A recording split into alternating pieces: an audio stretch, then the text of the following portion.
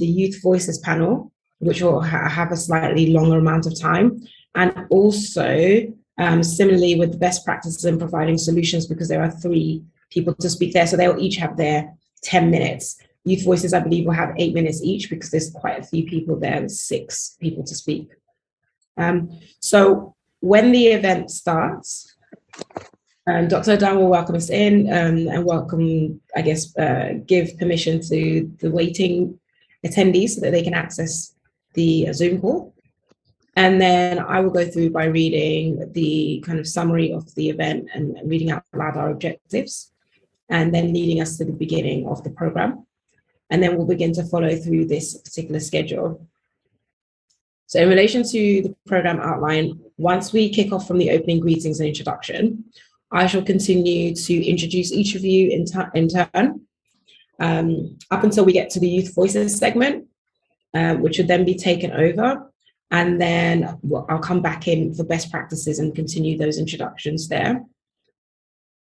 Ordinarily speaking, when I'm moderating events like this, I do like to take notes and then share those notes and highlights back out to the audience. So when you finish speaking, you may find me saying, "Oh wow, that's amazing," and the key points I really pulled out from your dialogue was these things, and I may just ask the question also. However, I will make a point of trying not to have too much conversation between talks, just so that we can stay on track and leave opportunities available to later. I will also invite the audience to feel comfortable to drop questions into the chat area, and you are more than welcome to have a look and observe that area when you're talking, in case there are any questions that you feel you'd like to answer. But again, we can always save questions for periods between talks, where I do usually go through those, so that's not a problem there. So the only thing I wanted to just double check was, can everyone just please confirm to me that their name has been spelled correctly, or everything is correct, or if they would like me to amend their introduction in any way. Please feel free to just have a look, just so that when I am doing the introduction, we're making sure that everything is as you would like. Okay, great. So now that we have quite a few attendees in the room, I'm really keen to learn where everyone is coming from. So could you please just put the location in the world that you are from, and I guess what it is that you do at work, not where you work, but what did you do? So for example, Ghana, primary school educator, etc. So we can get to know each other. Hello, Juliana. Nice. Tanzania, Northeast Nigeria. Okay, we've got some people in Ghana, Sri Lanka, and France. Lovely. Human rights activists in Cape Town. Very nice. Wow. Very interesting group of attendees we have today. I think extremely fitting for the speakers as well. Very, very good match. Educator.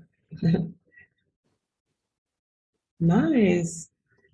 Senior student in the Philippines, governance and regional integration expert in Zimbabwe. Lovely. Lovely, lovely, lovely.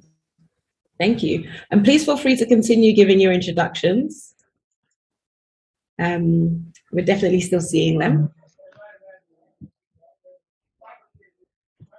Okay. So before we begin, I would definitely like to say a very, very big thank you for the organizers of today's event, of which we have the Center for SDG and Global Education USA, African Cultural Promotions Incorporated. We have MACBAN Arts, Sub-Saharan Open University, and Irene Menakaya School and the YOUTHGETHER Global. So since 2012, the Youth Forum has established itself as the largest gathering of young people at the United Nations, bringing their ideas, views, solutions, and innovations to policy discussions on issues that matter to them.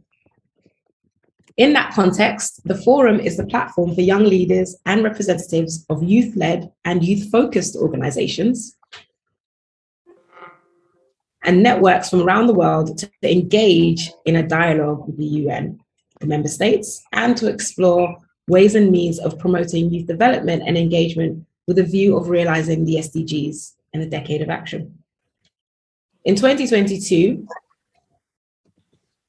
ECOSOC, as I want to say, the Youth Forum will be convened by the President and is co-organized by the Department of Economic and Social Affairs and the Office of the Secretary General's Envoy on Youth, in collaboration with the United Nations Interagency on Youth Development, and co-convened by the Major Group for Children and Youth and the International Coordination Meeting of Youth Organizations, with some technical input from youth organizations that are relevant of the forum. So the objectives of the forum will be to provide a platform for young people to engage in a dialogue with the United Nations member states and other actors on concrete actions to rebuild from COVID-19 in a way that advances the Sustainable Development Goals at the grassroots, national, regional, and global levels. It will also be to share experiences and identify solutions to support youth in surmounting the devastating impact of COVID-19 on the economic, social, health, and education, as well as bolstering their resilience to future shocks. We also hope to allow young people to contribute to the review of the implementation of the 2030 Agenda and the SDGs, and to shaping policy recommendations at the high-level political forum and other intergovernmental fora, such as the UN's Transforming Education Summit, the UN's Ocean Conference, the Financing for Development Forum, and others. And our last objective is to discuss and report on progress for the implementation of the UN Youth Strategy, Youth 2030 Working With, and for young people, and leverage the forum in support of advocating and advancing the UN's youth strategy, as well as increasing coherence between the Youth Forum and the UN Youth Strategy. Now, in responding to the theme of 2022's ECOSOC Youth Forum, our organization, YOUTHGETHER Global, will discuss the plight of youth in communities of developing countries through the theme of YOUTHGETHER Global, Youth Community Action for Sustainable Future. We are committed to this discussion in engaging youth and communities for the decade of action through empowerment, exchange, education, and entrepreneurship. Our event will explore the opportunities for youth in communities to act in ensuring their future is made sustainable. The objective of the event is to explore empowerment skills to enable youth to develop their inherent skills and be able to take action for their sustainable future. This event will also provide a platform for youth and young people to share thoughts on best practices in taking action on their own future. And we will be responding to guiding questions through presentations and shared discussion on the following. 1, what are the empowerment resources in getting youth into taking action for a sustainable future? 2, how can youth explore their potential in building back better from COVID-19 and achieving their sustainable future? And 3, what are the best practices in providing solutions to challenges and taking action in realizing the SDGs priorities for youth across the world in committing to the decade of action? So, as I mentioned before, however, we have so many new people in, I'll say it again. My name is Tanisha Tago. I'm actually now Professor Tanisha Tago. I am the CEO of Apples and Pears Holdings. I'm also an entrepreneur and the founder of the Ladies Entrepreneurship Club. It is an honor to be welcoming you all today and to be speaking to you and sharing this forum with you on this topic, such an important topic. So to begin, I'd like to introduce Dr. Ada Okika, the Executive Director for Center for SDG Global Education USA and Chancellor for YOUTHGETHER Global. Dr. Ada, you ready? I wish I'm ready. Good morning, everyone. Good morning. This is a wrong time, but it's good because you have to consider other parts of the of the world, their time zone, in order to have this event. So this event is 7:30 a.m. So every 10 minutes, my eyes was on my phone, on my time, to make sure that I start the Zoom on time. And I have to get others, especially the speakers, to be able to come on board. But here is it. We are starting, and we are happy to join the international community to mark the ECOSOC Youth Forum 2022. The forum is actually starting officially tomorrow, 19 to 20. But all side events were scheduled to start from today. So we are lucky to be among the side events that are holding today. The essence of ECOSOC Youth Forum was created 12 years ago, 11 years ago, by the United Nations to be a platform for youth, the young ones, to lend their voices to issues concerning them. And it has been successfully going on, having youth advocates, youth to speak on themselves and government policies. It has also ignited action for member states to have youth days in their various countries. So, and then more youths are coming up to explore their inherent potentials in being an advocate for youth. So it has been a successful forum for the young adults, But we at our own organizations, we came up with the YOUTHGETHER Global as an initiative to get the youth in communities involved in the United Nations agenda. So this year's team is trying to give us the COVID-19 recovery, root-taking action for a sustainable future.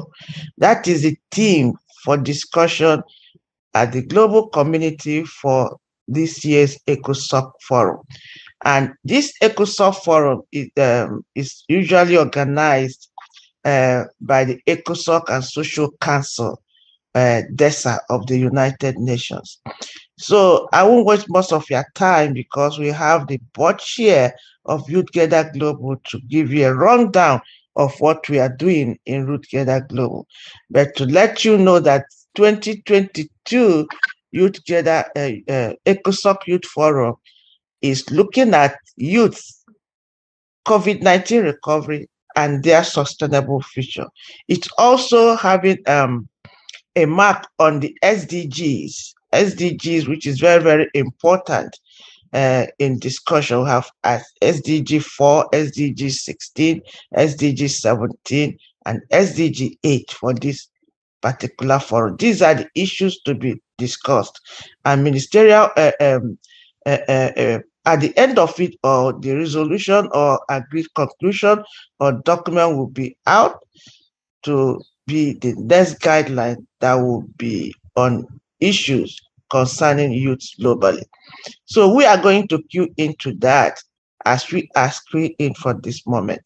Thank you for listening, and I hope your input and the listeners will be able to make good intervention contributions to ensure that we lend our voices on behalf of our youth in rural communities. I thank you. Thank you very much, Dr. Adele. Perfect. So I think this means that we are ready to get started.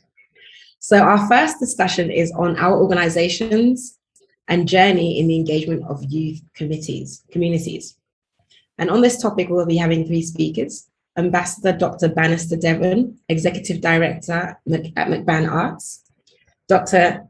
Achade Dennis Asongba, Director of African Cultural Promotions Incorporated; and His Royal Highness Prince Dr. Osita Animeka, Chairman and Governing Council on YOUTHGETHER Global and President for Sub-Saharan Open University, Africa.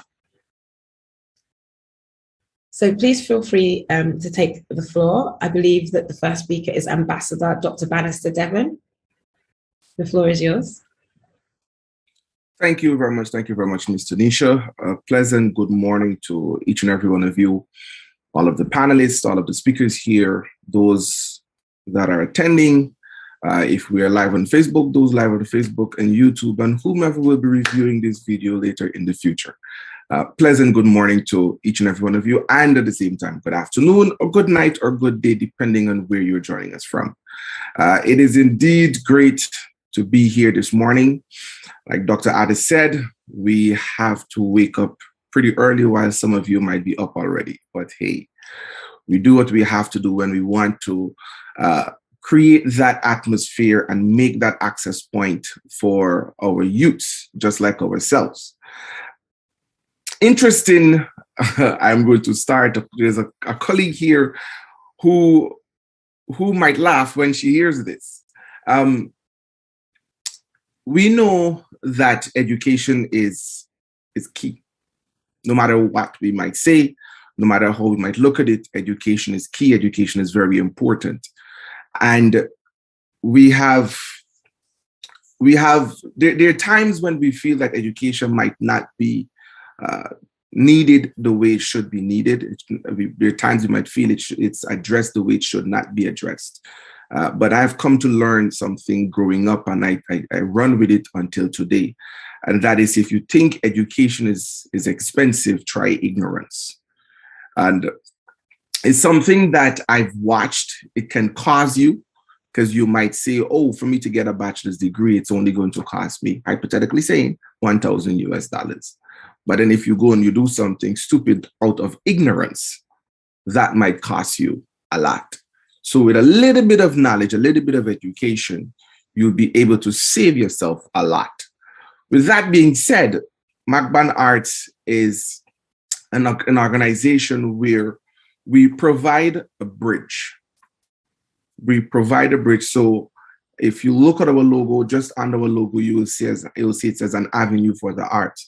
We create that avenue, we create that bridge where we allow youths to take their craft, their talents, be it music, be it arts, be it drama, any single thing that you would use, and bridge it with what you like, what you love, to the point whereby we show people that, yes, you might have the actual skill, but at the same time, the way how society is going today, you still need that piece of paper, because to go and play somewhere, to go and sing somewhere, to go and act somewhere, do something, yes, that is good to know that you have the raw talent.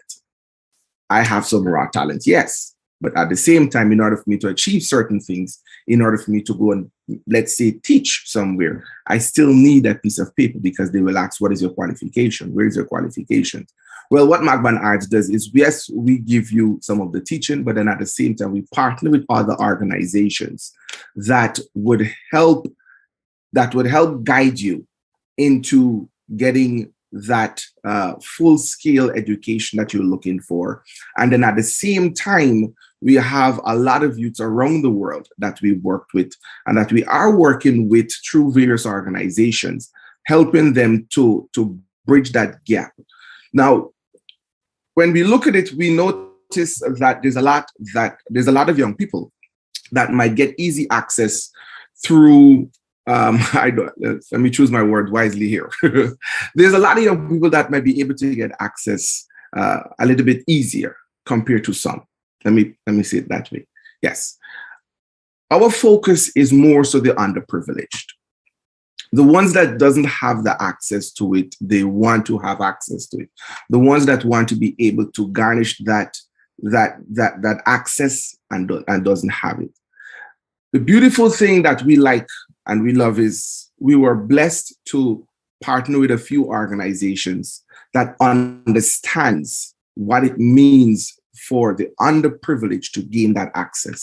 And that is where we focus on mainly gaining, providing that access, which again brings us back to that avenue that we create, so that youths can be able to get that access, but that those that are underprivileged. So what we do is we take the time to encourage other organizations, encourage schools, encourage universities to provide that scholarship or to provide the resources that's needed for the underprivileged to be able to gain that education. So, for example, you might find that someone living in the Caribbean or someone living in South America or in Africa, they might say, I want a degree, but I want it from this school. But here it is, you're trying to get it and you can't get it. Why you can't get it? Because you don't have the resources. But here it is, we have either some organizations or we have some businesses that might be able to provide that bridge through them having the resources, whereby they can say, hey, we can provide the resources for you to gain this access. That is where we usually say to a lot of them, jump on board so that you can be able to make an impact. You can leave an impact in the lives of a lot of these youths today. Because why, again, we don't have the access, we don't have the resources. So by them having the resources, them being able to provide a resource to a lot of these youths in the underprivileged community, it is very important that we show them the benefits behind it. We show them that, well, hey, you're leaving a mark, you're making an impression today in the lives of these youths, that tomorrow you can turn around and say, yes, I had a hand in that and I'm proud of that. So when we look at arts overall as well, we see that it can help you in more than one ways. For myself, I used to say I don't need an education. All I need is music. Yes, I used to say that growing up. So when my teacher in high school said to me, we don't need, you need every single subject that we teach in school. I said, no, I don't need every subject you teach in school.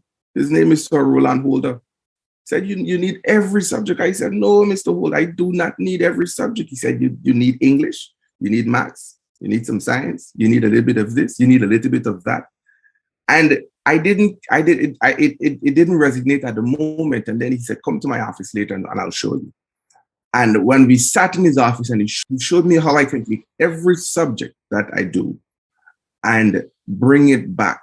And I was able to use that to drive my focus, to drive my drive, and to bring me to this place where I'm at today.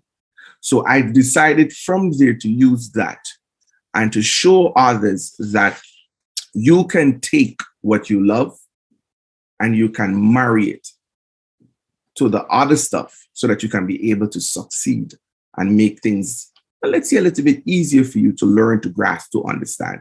And those are the things and those are the areas in which we try to help a lot of the youths today. Therapy. Right now, there's a young man that I know. If you tell him or you say to him, touch the books, or or go this way or something, he doesn't respond. But the moment he hear a sound of an instrument or someone sings, you'll get his undivided attention and he'll do everything that you ask him to do. So everyone reacts and responds differently. But once you can find it, you can tap into it and you can show them this is how to go with it. So our focus, again, is to partner with organizations, bring organizations together and show them how we can be able to help these youths so that they don't fall in that trap of ignorance over education. So with that being said, I will leave it right there because I know it's early morning and a lot of the other speakers would like to make their point. Thank you very much. Thank you. Thank you. So, I mean, you opened with an amazing quote. I think quite a few of us, we enjoyed that quote, wasn't it? It was, I think education is expensive. Try ignorance. Thank you very much for that. Before we continue with my notes, I think it's good for me to get the next speakers up. So next is Dr. Achade Dennis Asongwa, Director for African Cultural Promotions Incorporated. You have the floor. Good, good morning, everybody. Can you hear me? Morning, yes. Can hear you Good. perfectly. I know it's early, but we have to do our duty. It's our job to help our people, communicate with our people. No father, my name is Achari, like you know already, and our goal as African promotion, we want to reach out. We want to go out our way. We are working hard because, first of all, what I see and what we see. We are in 2022 today, and we have our brothers and sisters think the education is not important anymore. But it is important. It's very important to get educated. And when you get education, it's two kinds of education. You know, it's not just going to school. We have to also respect our family, our culture. So we are working hard to make sure our kid and our family, we say a family because everybody is our family, to dress and follow the culture, whatever they are. Whatever we are, everybody have their own culture.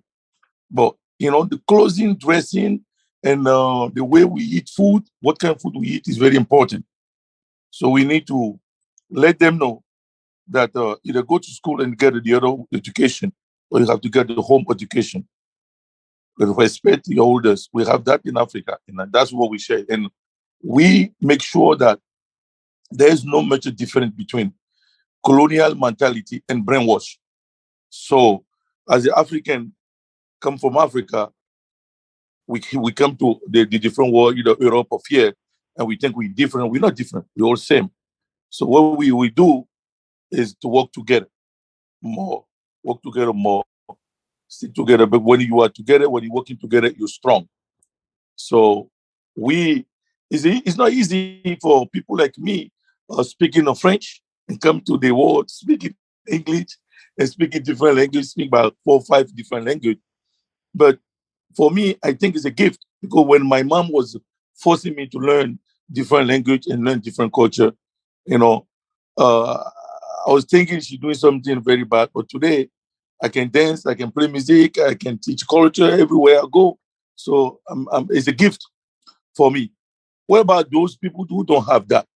Those people don't have those kind of chance, those kind of luck. We have to. This is why what the doctor is doing, that is doing, is very, very powerful. Because some people don't have what I have. Some people don't have the opportunity. Some people don't have chance. Some people don't have mother and father. And those people have become our kids now. And it's our duty to put them to put what we do today together. And the African culture, what is very hard on us. It's not easy because some people don't understand. Because the colonialism basically destroyed some people that understand that our culture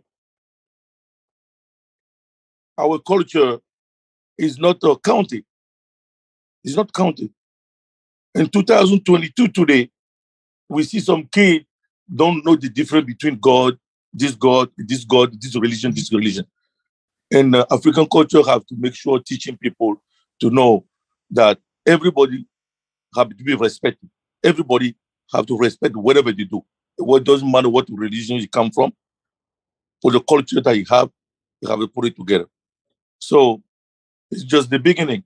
And now we in Africa right now, we are extending the office. We have an office now in Benin that I'm in charge there. We have an office of African cultural promotion in Benin that creating and calling people of that different part of Africa, invite them home, invite them to Africa, because we have to study doing things as, for example, the Jewish people. We have to know that any black people, anywhere they are, they get the plane ticket, they go into Africa, they know they're going home.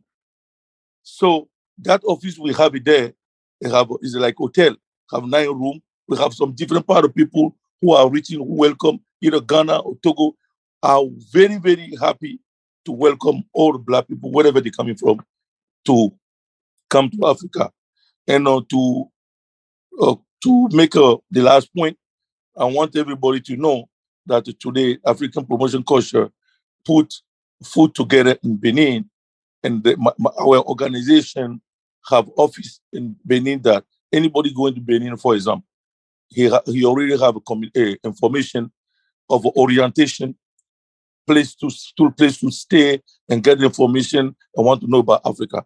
Some part of Africa also are ready to give the citizenship for those African or abroad, like America and Europe, to come back home, that Africa is our home.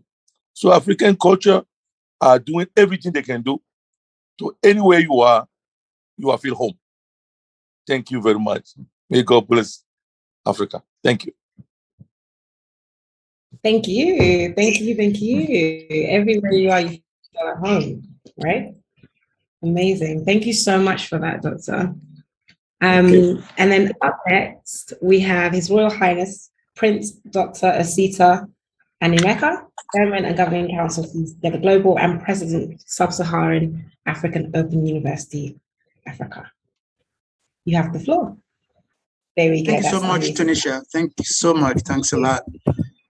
Good morning, good afternoon, good evening, Your Royal Highnesses, Your Excellencies, esteemed colleagues, panelists, distinguished ladies and gentlemen. My name is Osita Nemeka, and I welcome you to this YOUTHGETHER Global event in commemoration of the 2022 United Nations ECOSOC Youth Forum.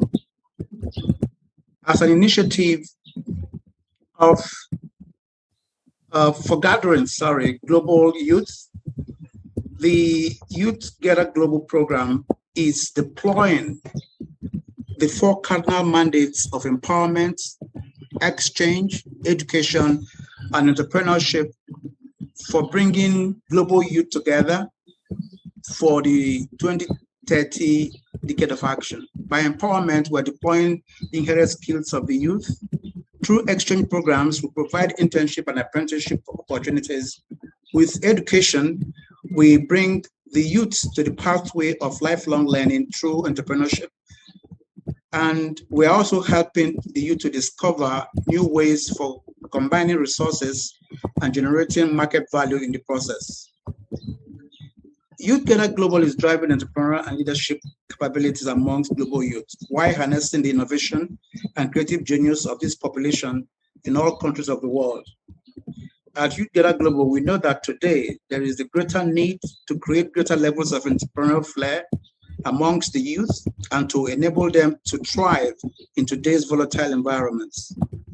YOUTHGETHER Global is assuring our youth and assisting them to build the capacity to systematically challenge assumptions at their levels and to identify and harness hidden opportunities to generate alternative approaches in each country.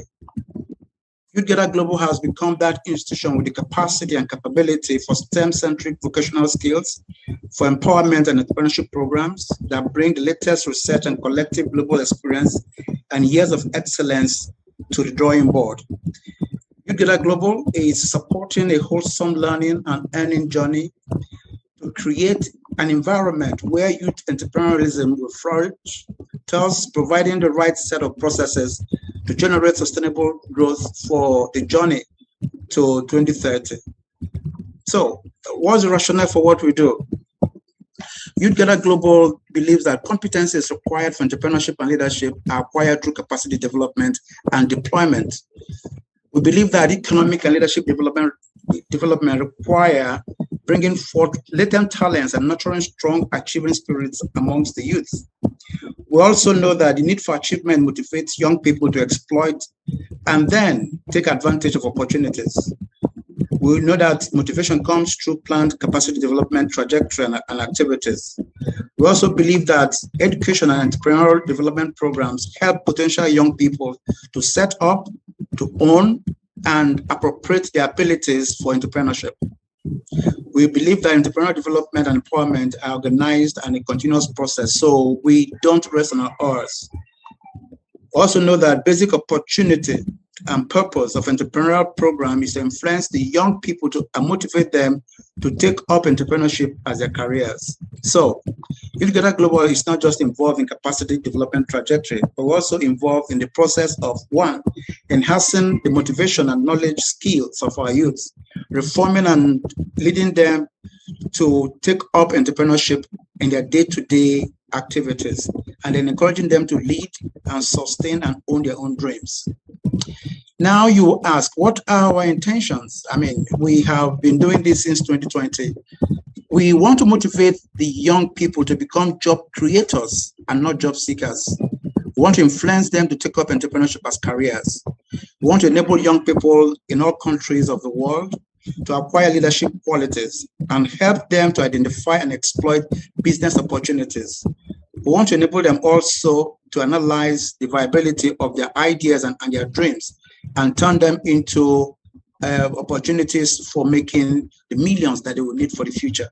We want to enable the youth to try and acquire technical and managerial skills, help them to identify the pros and cons of entrepreneurship and leadership skills, assist them to understand startup processes, and link them with institutions globally for startup capital.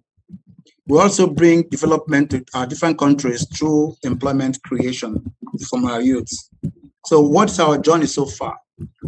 We've been training them through talent pooling and pooling. We're leading them through leadership building and breakthrough. We're addressing the traits of entrepreneurs. We're addressing the reasons why entrepreneurs fail.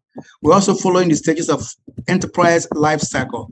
And we're enunciating the need and the opportunities for planning and plotting for the future.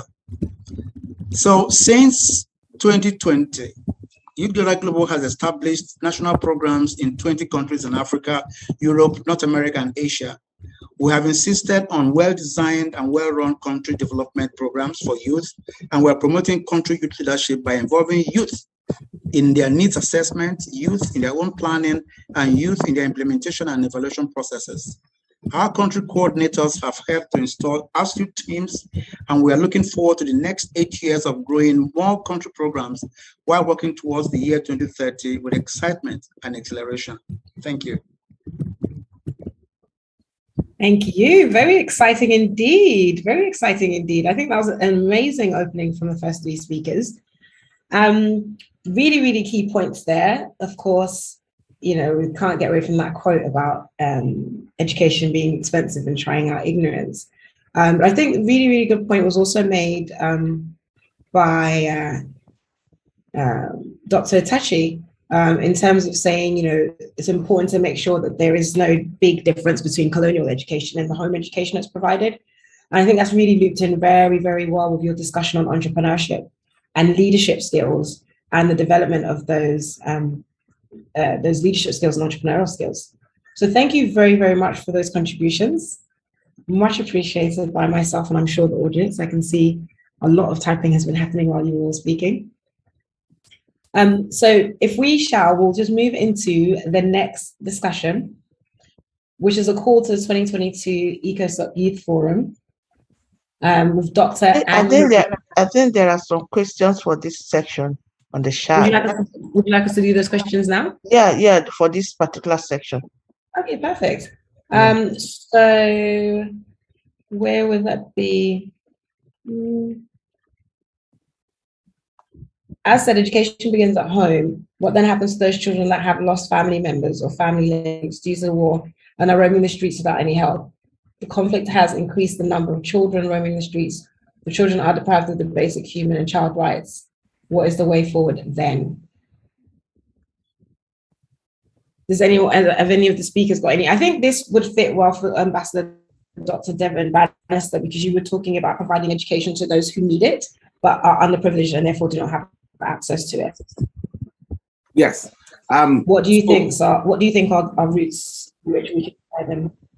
So, like I'd indicated, the best way forward for instances like that is, like I said, we usually reach out to local businesses as well as other organizations and schools as well, to let them know that, well, hey, this is the situation currently at hand that some families are facing. again, it goes back to, like I said, having resources, someone having the resources while someone have the idea. I could only fund your idea because I have the resources for it. That means you need access into education. So for a family of such sort, then the best way forward for that is where the organizations are partnering together. They extend that hand to say to you that, well, okay, we will assist you in this way where you can be able to gain the education that you need. And that comes through the various organizations working together. So by organizations working together, partnering together, that gap that bridge can be built to fill that gap.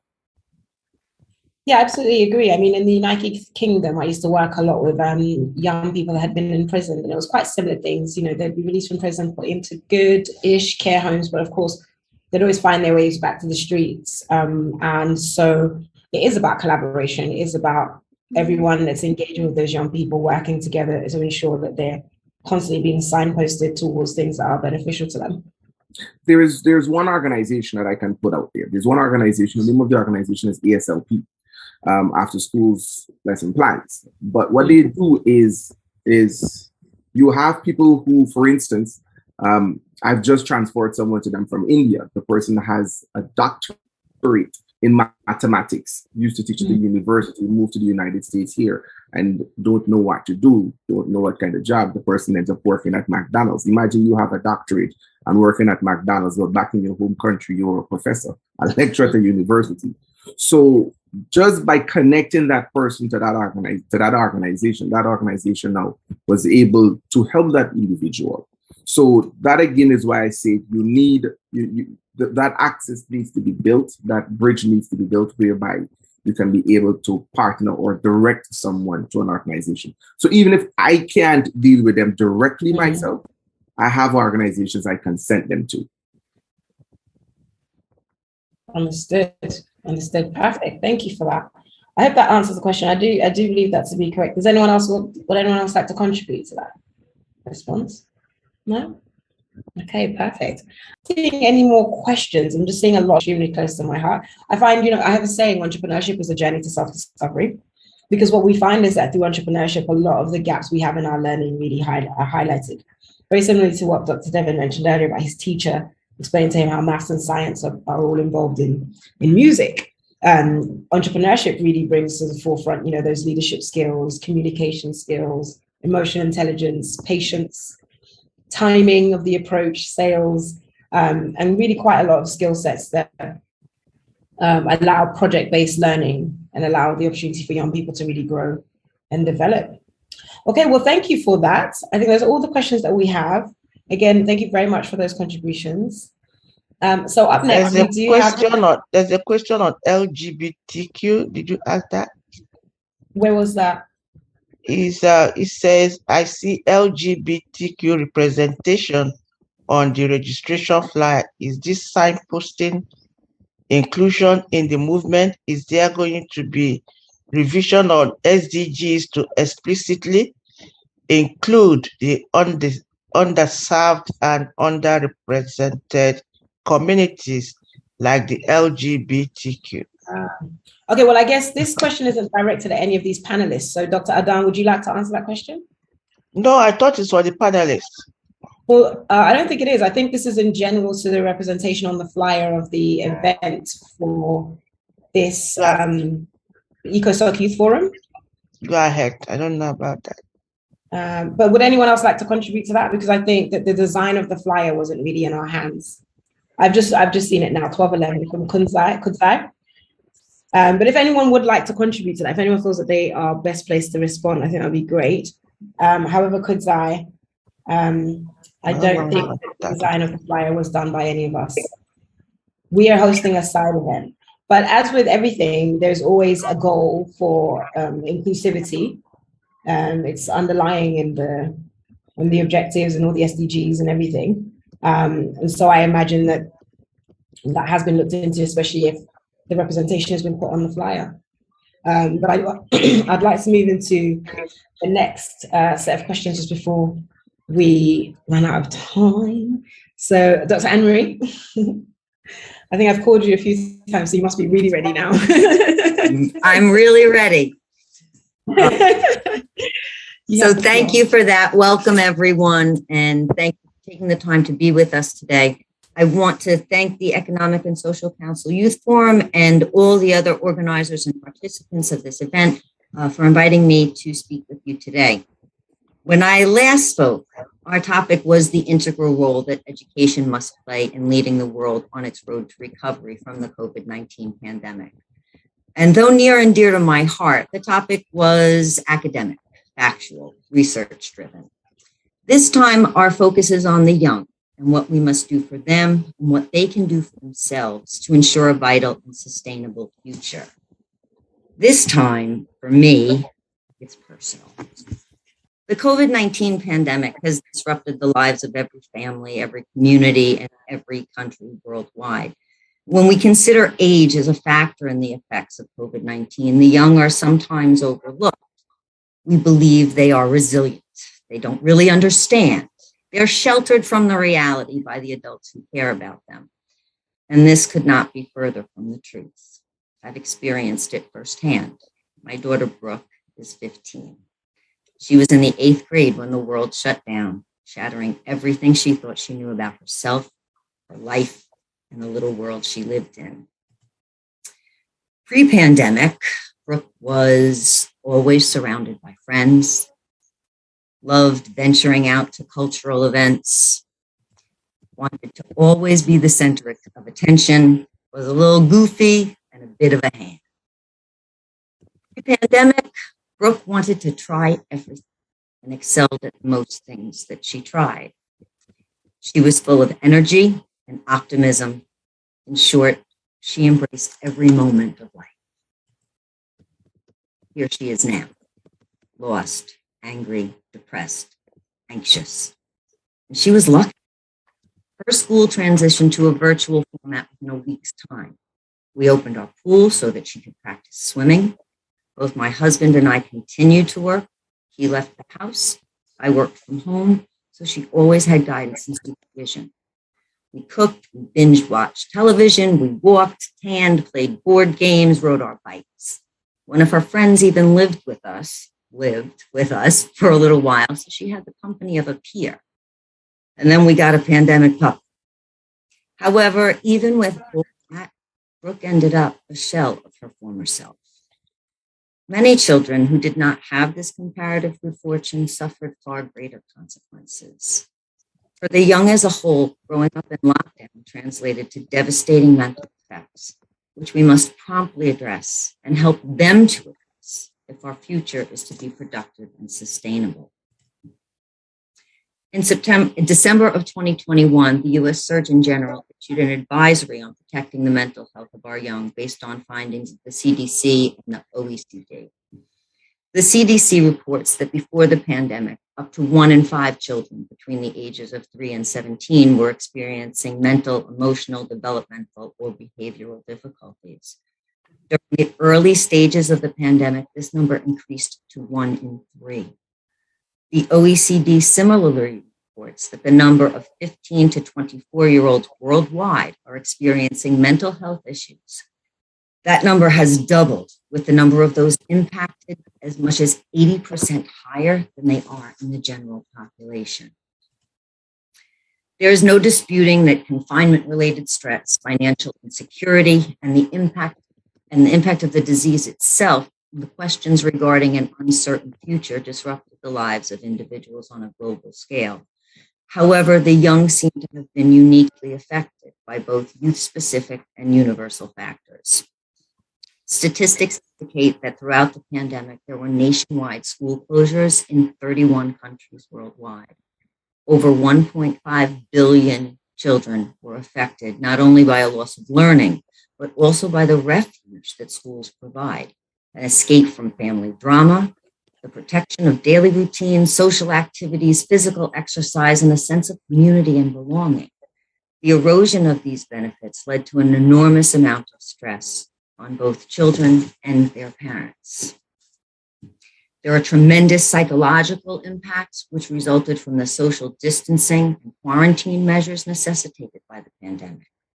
Young people, perhaps more than any other age group, need both their peers and their mentors as they develop socially and emotionally. The shutdown severely limited social interaction and emotional support, causing increased levels of stress and feelings of anxiety and loneliness, already common in this age group. Limited access to mental health professionals and those who provide referrals was also detrimental to the well-being of young people. According to a 2020 WHO survey, in more than 75% of the world's countries, mental health programs targeting children and adolescents were completely or partially disrupted. And then there was the problem of identification. Schools serve as a primary point of access to mental health services, and teachers are frequently the identifiers of early symptoms of mental health issues. Without access to these, young people were truly disadvantaged. Both the healthcare and social systems were overloaded during the pandemic when the demand was exceptionally high and supremely critical. And although young people themselves were at far less risk of developing severe physical symptoms of COVID-19, their fears and their anxieties connected to parents, grandparents, and other trusted adults. The lack of access to healthcare and social services heightened these fears as illness struck more and more people. According to the OECD study, 35% of young people are employed in low-paying or insecure jobs, the jobs that were most impacted by the pandemic. Therefore, the young were far more likely to lose their jobs than any other group.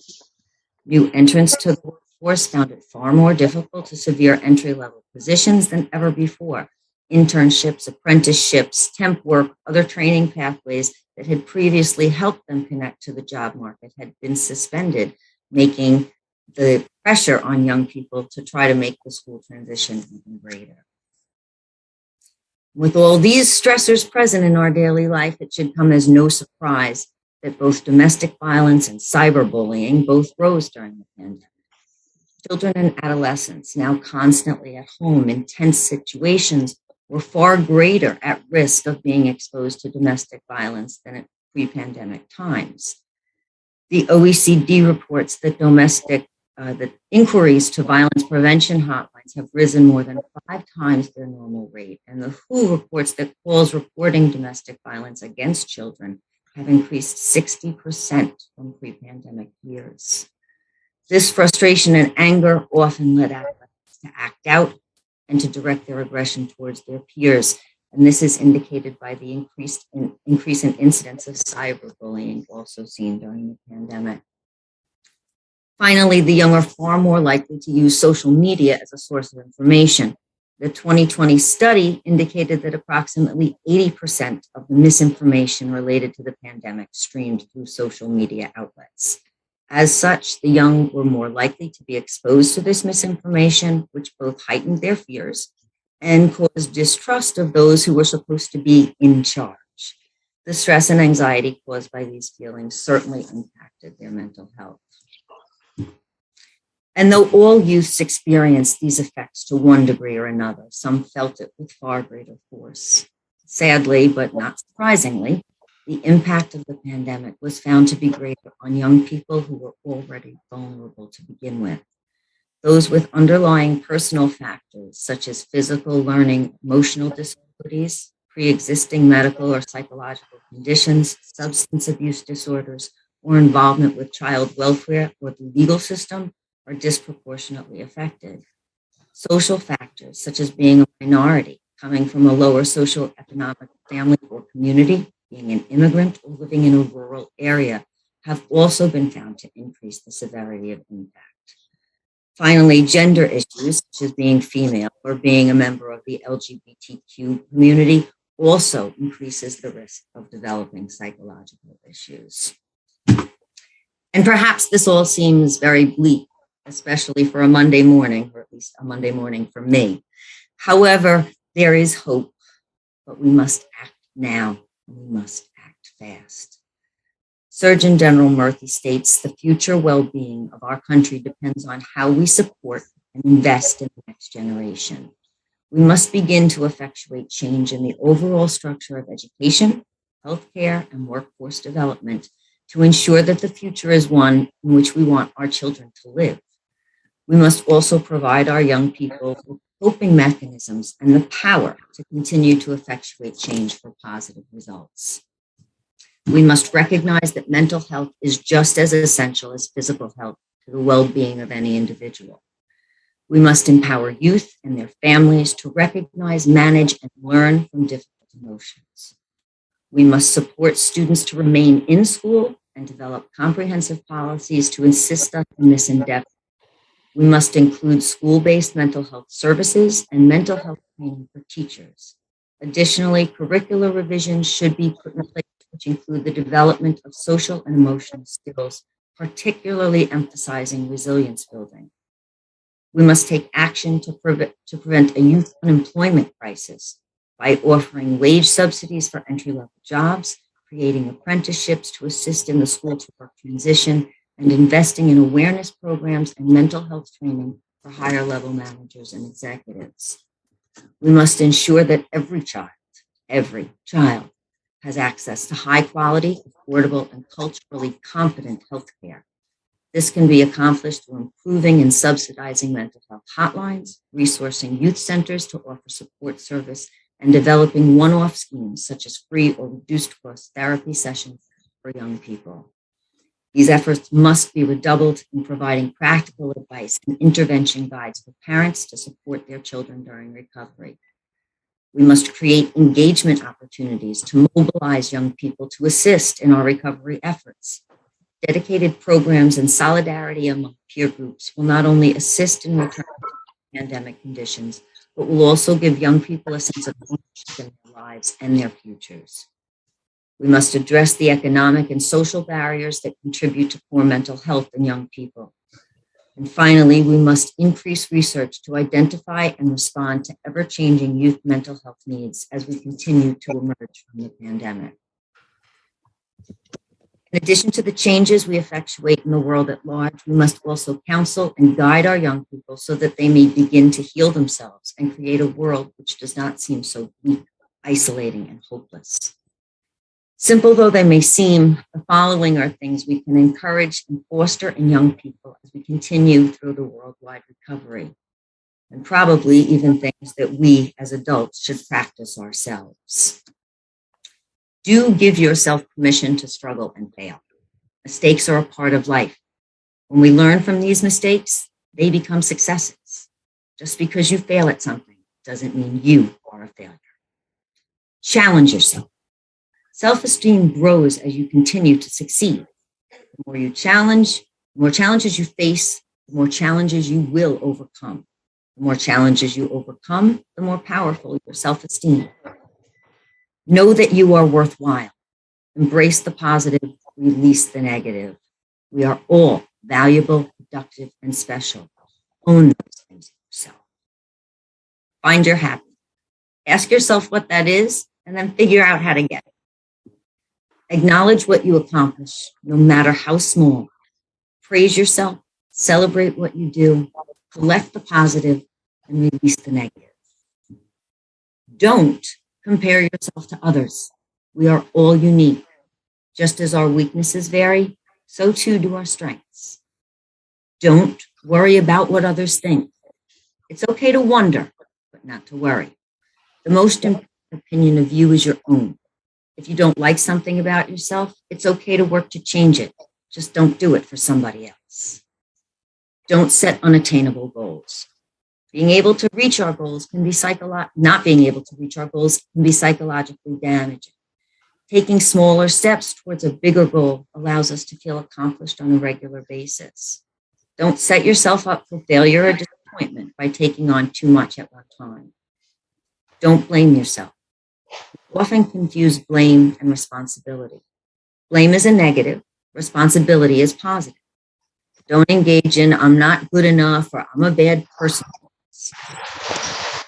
Instead, try I can make this right or I can do it better next time. That's taking responsibility.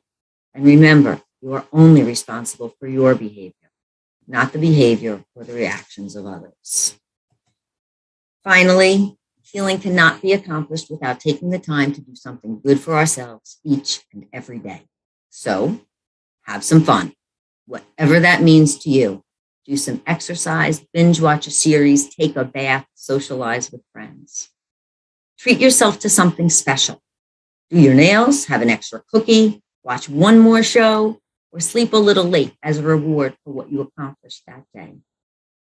Forgive yourself for what you didn't accomplish. Remember, you can take responsibility without placing blame. Do something good for your body. Drink water, eat healthy, get some exercise. Do something good for your mind. Read a book, do a puzzle, play a word game, visit a museum, research something that interests you. Help someone else. Research shows that helping someone else can help us feel good about ourselves. It's a win-win. And talk to somebody about your day, both the good and the bad. Let them help you celebrate your successes and release the negativity you're holding on to.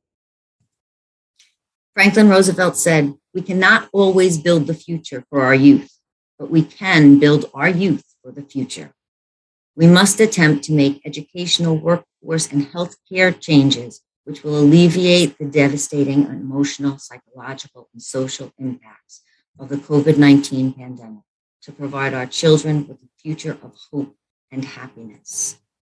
However, the most important and significant change we can make is to teach them to act on their own behalf and provide them with the tools necessary to create a resilient and sustainable future. Thank you. Okay, so thank you so much for those contributions, Dr. Anne-Marie. Really, really interesting, really, really important. In fact, my son is about 20, and I was saying to someone the other day, it's quite interesting that I had to explain to him that, you know, for me, every day is a new day owning someone like him, right? We don't have a clue what we're doing.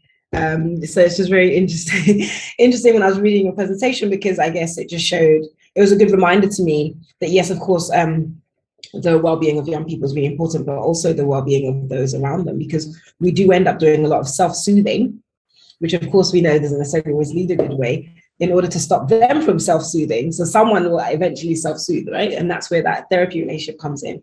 So thank you very much. I personally took quite a lot of that on myself. Like, you know, you're doing a great job. You did a great job, Mum Tanisha. So thank you. And you are clearly also doing a great job, Anne-Marie. So thank you so much for bringing that personal story to share with us in order to help us contextualize your information. Much appreciated. Okay, so next we have Dexter Todd. So Dexter Todd is a UN representative and with the Irene Menakaya School in Geneva, and this discussion beyond empowerment resources and youth for sustainable future. You have the floor. Good morning, everyone. Good morning. It is definitely a pleasure to be with you this morning. For those who are observing this forum from around the world, it is a pleasure to have you. To all the most esteemed panelists today, I have been enjoying every presentation so far. I do count this a profound pleasure to have had the opportunity to be invited and to share this morning. Today, it gives me a profound pleasure to address you on a very important topic. And I believe it's important because whenever we talk about empowerment and we talk about sustainable future of our young people, it becomes something that I'm very passionate about. Young people, you have an enormous stake in the present and future of the earth. It has been established through statistical data that almost half of the human population in the world is under the age of 25. In the year 2017, the United Nations itself, in its world population prospects, accounted that young people aged 15 to 25 years amount to the sum of 1.2 billion. I would suppose in 2022, that number is higher. Your voice and contribution are both critical to the survival and continued development of our world. Governments around the world and partners must be admonished to see the vital role young people can play in the sustainability of the future and or development. A warning must be sounded that wherever young people are allowed to use their energy, time, and knowledge towards a misdirection into violence, terrorism, socially isolating technologies, and unsustainable consumption, where these are allowed to occur, our civilization becomes at risk to a high degree of destabilization. Many presenters who have gone before have all posited that there is a powerful opportunity for societies around the world to develop if young people can participate positively in all aspects of sustainable development. In order to achieve a sustainable future, I wish to restrict my presentation for the unwavering need for education, political support, equal distribution of resources, and hope. One of my favorite quotes from Nelson Mandela is that education is the most powerful weapon which one can use to change the world. I believe he further said, and this has been applauded by many around the world, that education's purpose is to replace an empty mind with an open one, unquote. It is through education initiatives that we must allow our young people to promote and to transcend and to transform themselves into a sphere of sustainability. In many of the written constitutions around the world that I have reviewed, it is a fundamental right of which one should receive education. The right to education is also a universal right.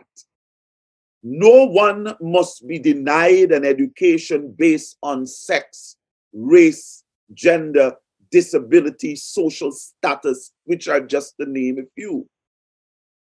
As a Guyanese national, I grew up in a single parent household. My mother had no formal education. There were 7 of us in the household, and I was the second to last of them. None of my older siblings had a proper formal education. But as a little child, I recognized that one of the things that keeps us in poverty around the world is that of a lack of education. And I thought to myself, if I was going to break barriers, and if I was going to bring myself out from a stage of poverty, then I needed a sound education. My environment in which I grew up, there was very little or no example that I can look at to determine that I must be better. There were other families that I saw, but they were so much concentrating on their own family, and there was very little sharing and very little coaching. I have said that to say, sometimes, young people, you have to find a place in yourself to encourage yourself and to motivate yourself. Use what you observe, what you see happening in your environment to bring you that strength that will empower you to be the change that you want to see. Who would have thought that today, growing up in that environment, that I would have been able to accomplish all that I have been accomplishing over the many years? It takes a decision which must be unwavering. It takes a decision which must be focused. It takes a decision that must be driven by one's ability to see change. The point I am making here is that you cannot allow yourself to stop dreaming. It's like Les Brown said, and I quote, "Once you have dared to dream, I believe you must pursue that dream. If you do not pursue your dreams, it will consume you. The knowledge that you have had in your dream will be not pursuing, and it will kill the knowledge. Consider it absolutely necessary to go after your dreams." Unquote. Very vital and very important.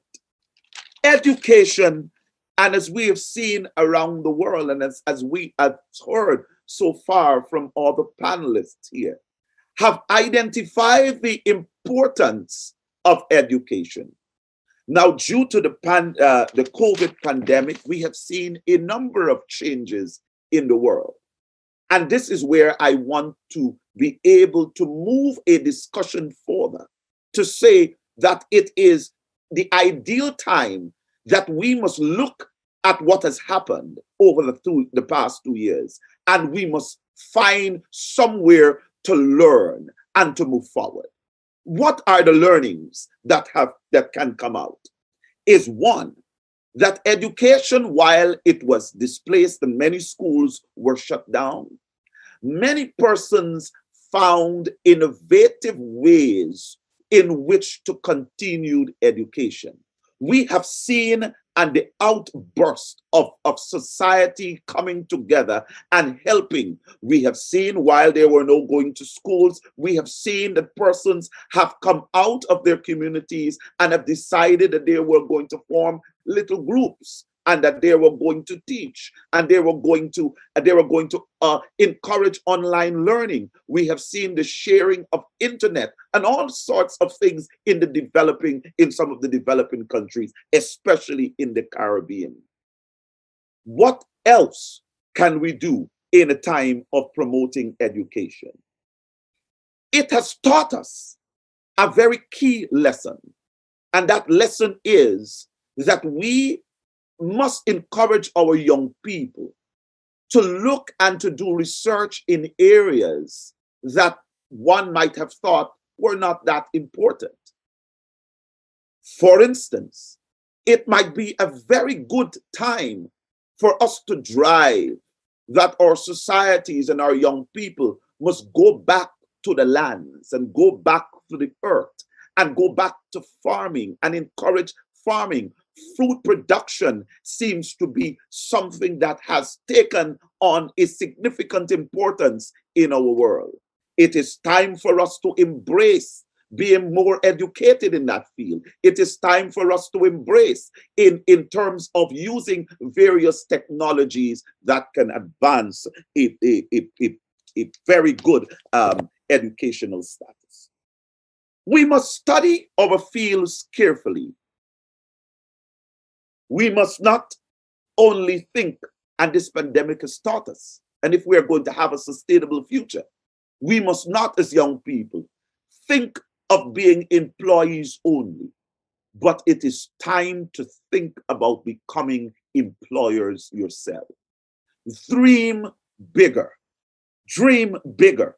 It is time to see all those areas that are weak in your country, that are in need of some form of intervention in your various countries, and to begin to start up small businesses and become so much engraft in being a supplier. It is time that we look to see how best we can use technology to embrace this new dimension in which we have been plunged into, and how we can maximize that. Do not make studying in a field only for a national good. But if we're going to have a sustainable future for our young people, we have to begin to look into areas of studies that makes us marketable internationally.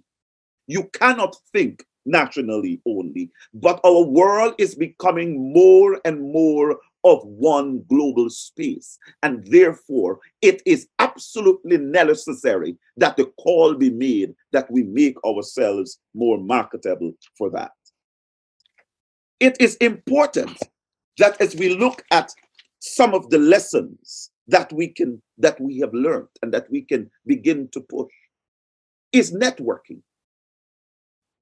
It will be very interesting to recognize that many of the problems that we face in an underdeveloped country are some of the same problems and similar problems that others face in other countries. It is about time to stop thinking that it's only you alone, but to see that there are others who are experiencing difficulties in other countries and how they're dealing with it. So there is a call for networking. There is a call for developing a passion for ongoing research. We cannot become and think that the learnings of the old, of the 19th century and early 20th century are sufficient enough to take us further into another generation. It is about time that we revisit areas of studies that have been of interest to many of you young people around the world, and to see where you can add your input, to see where you can add your voice. Be prepared to motivate others. Be prepared to motivate others, because it is through this form of motivation and sharing that we become more empowered and more sure of ourselves as an individual in terms of our future. It is important that we also have the political support. I grew up in a society where many people believe that you have to be at a certain age before you become involved in the decision-making machinery of your country. It's no longer the case. We have seen throughout the world that there are many youthful governments, and there are many youthful areas in which persons are getting themselves involved. But there must be some form of political support by governments for our young people. There must be also equal distribution in relation to resources. And we must encourage and call on our leaders to ensure that the resources are distributed equally and they are able to reach to those in those areas that, of course, are not privileged. Lastly, there must be hope. There must be hope for the future. There must be hope in yourself and in your ability, and that you can do better and that you can make a brighter future, of course, by remaining focused. I want to end with this last saying of Les Brown. Shoot for the moon, and if you miss, you shall be among the stars. I thank you. Thank you. Thank you very much for those points. Again, really bringing home that point of entrepreneurship and education and where it meets. Really interesting statistics as well there, I found. The percentage of young people under 25 and things like that makes me very nervous. Okay, so before we go into comments and questions, it would be amazing to please hear from you, Queen Zainab Idris, Team Lead for Youth, Girls and Women Empowerment Accra, Ghana. You have the floor. Thank you very much. Good day, everybody. Hello. I feel honored and humbled to be part of this important seminar, to contribute alongside these noble speakers. What wonderful, I've learned so much so far. And I'm sure it's towards achieving transformation. This invitation came in just last week for me to discuss or present the topic empowerment, resources, and youth for sustainable future. I would first of all like to introduce myself. I am Queen Zainab Idris, a former banker and currently a business consultant, a trainer, an accomplished professional with a diverse set of experience. This is in business strategic management, administrative systems set up for SMEs, startups, and also existing businesses. Thus, I provide training in all the above, as well as in professional customers, client service. I help businesses to do research, do feasibility studies, and devise business plans. I assist organizations develop strategies, set goals, execute effective operational rhythms, and set up management system structure. With my knowledge and experience, and also the passion to impact in people's lives, starting from my community called the Zongo community, where Muslims predominantly settle, I mostly independently volunteer and sometimes work with local NGOs to provide training and mentorship to the youth, girls and women, in empowering them, providing skills development and capacity building. I also assist agribusiness people realize the importance of setting up offices to keep and importance to keep good records to help monitor the progress of their businesses. I also help them on how to add value to their produce. That's by grooming them, branding, packaging, and marketing strategies. Thus, with the aim to have better yields rather than the normal method of selling their produce in bulk. So I groom agripreneurs to gain confidence in presenting themselves professionally and how to market their product to be at par with their competitors and have presence in the market. So I am therefore here to connect with like-minded people to offer assistance by contributing towards this cause. I am ready to respond to questions on this agenda. However, I would like to just touch on one or two things that I've experienced during my engagement with the youth. Transformation can happen through agribusiness, agri-growth that will generate employment and income, which will create economic growth and development. This can happen through commitment to empower the youth to drive sustainable development goals, that's the SDGs. So one of the things that we could do is to provide the platform to share, provide platform to the youth to share their ideas and opinions, and bring out some of the challenges they are facing as part of the decision-making process. So the following are some of the few questions that came up during some of the meetings or discussions or training towards discovering what solutions, finding out the solutions to these problems. So some of the few questions I have, that comes up regularly is, how many known farmers, that is in my community, in Africa, in Ghana or Accra, have succeeded or have a comfortable life through running agricultural businesses in Ghana?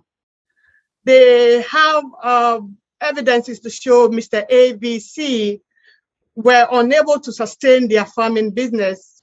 They are either underpaid or underappreciated and have since given up and either migrated from the rural areas to the cities or to abroad for greener pastures.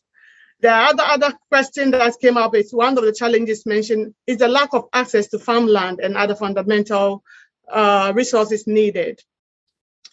For the past 15 years, a question came up to find out all the awareness raising advocacy conferences held towards empowering this youth and building their skills, providing knowledge and all that. What has been the progress or effect so far? And what is currently being done differently to create the passion for the youth to venture into agriculture and green growth business? From my experience, I feel the youth, per my experience, my personal experience, the youth are either not motivated, less interested, or have no trust in the agribusiness. So how do we get them involved? How do we change these internal representations? What support is needed to provide to them and for them to believe in what the results could become when the right processes and procedures are followed? So some of the solutions, I'm still trying to figure out, the right answers to some of these questions. But ordinarily, whenever we talk about helping the youth, the first key point is help. I have 3 key points. The first is help, the second is planning, and then the third is action. Usually when we talk about help, we think it's to have we quickly conclude that they need the resources, the farmlands, equipment, labor. But per my experience, personal experience and observation, and the research for over 10 years as a consultant to this youth, I have come to understand that the main help youth need, especially in my community, to get them engaged in the agribusiness is to enforce the green growth strategies begins in the mindsets. Many youth with whom I have personally engaged with are not mentally ready to even venture into the business, the agribusiness. And this rationale has not improved or changed to date. So farming is not classified mostly as an option, but rather the last choice on their list. It is only considered when everything else goes wrong, and everything else fails, then they just find themselves, that's the last option they have to try their hands on. So I asked myself, where have we gone wrong? Where did we go wrong? And how can we find out, and how can we get them prepared, the mindset prepared? So the next action to that question is to plan. What's the benefits, to let them understand the benefits of empowerment? Of course, the mindset comes first. Many of the Africans do not see, as I said, agriculture as business. So therefore, they fail woefully within 2 years due to their inability to follow the proper farming procedures as a business. However, like any other businesses, one has to have an idea, plan, and prepare to implement, identify the choice of farming they would want to embark on and why. Sometimes we just want everybody to just be involved, to be part of it without, grooming them or psychologically setting them to make them understand that agriculture or farming business is just like any other business, which needs these procedures to be followed: the idea, the plan, to prepare and implement. They need to conduct market research. They need to assess the financing options, draft business plans, build the team, assess the time and labor needed, and all those processes that every other businesses do follow in order to be successful in future. Now the action is, in my humble opinion, even though support is needed from, of course, NGOs, individuals, governmental organizations, it's not only to discover great proposals. That's mostly what it's mostly done, to discover great proposals and then allocate funds. But the main important, per my experience, is to empower them and provide steadily support to ensure the business succeeds. To persuade or change the emotional objective and actively, to make them actively participate, we need to present success stories as evidence to showcase that the agribusiness can be sustained, is sustainable. So what do we have to do? It's to ascertain what is missing that is making the farming industry not sustainable in our continent, in our communities, wherever we find ourselves. We need to empower the farmers with skills, knowledge, education, mentoring, capacity building, include them in the decision-making processes, implement the ideas, innovation, opinions. We've got to listen to them, allow them to contribute to the United Nations Youth Programs towards achieving the Sustainable Development Goals. We need to assure them and prepare to share our experiences, skills, privileges, and consistently work with them throughout the process. This will aid in making the world a better place for all. The youth are the future, and therefore it is our responsibility to assure them with actions and testimonies from accomplished agribusiness owners, existing ones who were assisted, who have been assisted throughout the processes, going through the real processes in order to genuinely succeed. When we are able to tell them people have been in these businesses and have really succeeded, and we need to show really evidences. And we should also endeavor to use the solution of helping, planning, and action. This will give them hope and belief to entice and challenge themselves to continue to create transformation and become the real hope of the future. Thank you. I'm ready for any questions that might come out from this my presentation. Thank you. Thank you so much, Queen Zainab. That was a really, really useful submission. In fact, it's a really good point that you make. You know, I think historically speaking, it is quite common that young people do not yet see the value in things like agriculture, which does make that an ongoing battle for us. How do we make things that don't seem attractive more attractive? Right? Because at the end of the day, if they don't enter at some point soon, then they will really be missing out on a huge revolution in terms of the changes, the way the agriculture sector is actually working at the moment. So thank you very much for that. I really appreciate that. Having a look into the chat area, it says, Queen Zainab, farming is relatively expensive. It requires capital.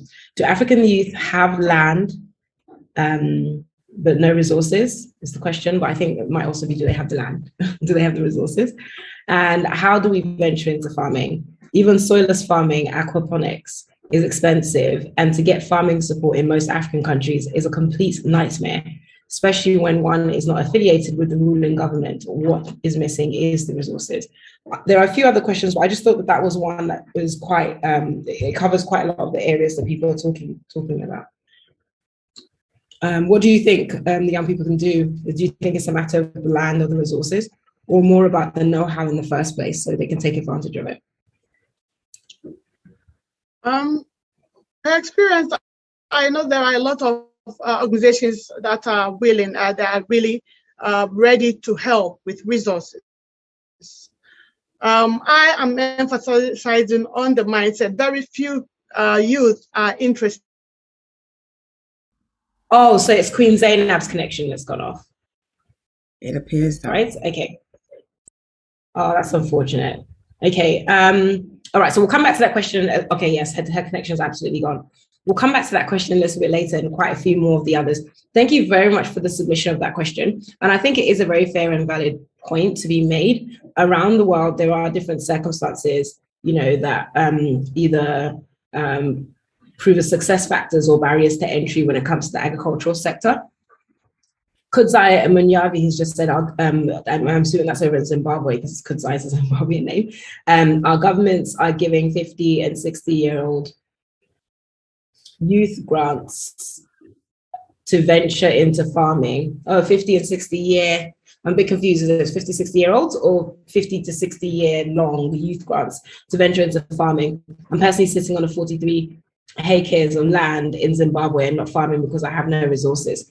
Well, I mean, that's an interesting discussion there. And I think that's a really good opportunity for community working, and actually learning to collaborate and share. 43 acres of land would be a lot, even for a farmer who had a lot of resources. So I think there's a bit of, if I can just give my own opinion, a bit of biting off more than one can chew. And the best to do in a situation like that, especially in agriculture, is always to collaborate. Quite a lot of the most successful agricultural projects happening on the continent at the moment are involving a high level of really sophisticated types of collaboration, where people are able to come together to really get to the goal. And anyway, in big business, the best way to move forward is through collaboration. So I think for you with your 43 acres, collaboration is definitely the way to go. But I'm sure once Queen Zainab comes back, she'll be able to answer everyone else as well. So thank you so much for that. Right, let's move into the next area. We don't have much time left. Just to remind everyone that we do only have, the next set of speakers for the intervention for youth, that we have 8 minutes per speaker, please. And then once we move back into the solo speakers, we'll go back to 10 minutes per speaker. So I'd like to introduce our next speaker, which is, hold on a second. Oh, there you are. Her Royal Highness Princess Chepi. There you are. I can see now. Perfect. So I'd like to invite you to the floor to take over the Youth Voices section. Thank you so much, Tonisha Tangu. Am I saying it correctly? Tego. Thank you very much. Thank you for driving us so well. This ship is still going higher and higher, even though the ships don't go higher. But what I'm saying is that it's sailing very well. And thank you so much. I greet you all from South Africa. I greet all our Vice Chancellor, Madame Ada, and I greet His Royal Highness, Dr. Sita, and all the members of the council. I see Mary Kurek there, and everyone. I greet you all, ladies and gentlemen. It really is a privilege for us to be here. It is in the afternoon here in South Africa, and we will just go straight on. I see my team is ready. Hello, Ino. Hello. Thank you. And Amaka, thank you so much. You are looking lovely. Simeon Peters, thank you so much for being here. Lovely. What I've been hearing from all the speakers has been really, really, really of main points and of great concern. And yet they are also bringing in solutions because they have made our topic to be easier to navigate. Let us go straight on. Before we do that, there's a quote that I would love to quote from Stentola. He says, no, this is Howard Keller. If you stop learning today, you stop leading tomorrow. So it is all about that goal of education. I myself, everything that I do really is embedded on education. Through the organization that we have and through our initiatives here in South Africa, we have been focusing on those and helping our youth and our rural communities. Because remember, in this year or decade of action, we are to leave nobody behind. So we then have established, even through Dr. Ada as well, the community classrooms. That also speaks to education, that it is not only at the higher learning or in the classroom, but this also was brought by the COVID-19 pandemic, when we saw that everything started coming to a halt. Because of that, that is not everybody who has access to online education. So it helped that we rethink and reinvent how we do things. Thank you. With those words, let us go on and let us hear from our Lady Amaka, just your introductory within the topic that we are talking about, the intervention for youth, so that we make sure that post-COVID-19, how do we achieve our initiatives so that they are sustainable, so that we have the sustainable future according to our objectives as the youth gathered. Yes, thank you so much, Princess Shepi, for that wonderful introduction this morning. Hello, everyone. This has been such a wonderful topic of conversation that every year we put our heads together and think about ways in which we can promote youth empowerment in their own communities. And so much has been said today that I hope a lot of the young people who are in attendance are taking, and I hope their minds are working on ways that they themselves can affect their communities. So when we speak about the interventions for youth and communities, usually what we're speaking to are the youth that struggle with maybe relationships that have proven abusive, or there has been situations that has created hardship in their lives. And right now at this point, we can see that COVID has done that same thing, created that same effect for many youth across the world. It's really shaken up young people's ability to participate in things, to interact with their communities, and to receive support. So we typically look at preventive programs when we think about how can we support youth that are struggling in these areas. But since COVID-19 has been such a new development, there have been programs developed, yet they are still working on getting the data to see how much they have been supporting the youth in this arena. I want to talk to you today specifically about the Search Institute and their mission for providing young people with what they need to thrive in really any conditions of society.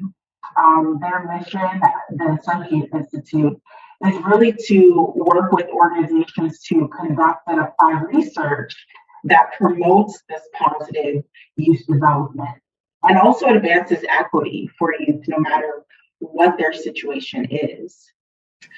So I want to share with you a list of the 40 assets that they have highlighted that are needed to empower our youth to become contributing members of the community and to be personally invested in the well-being of their communities. So we can split these assets, these 40 assets. Half of them are external, meaning they come out from outside of the youth, and the other half are internal, meaning they are to be cultivated and developed within.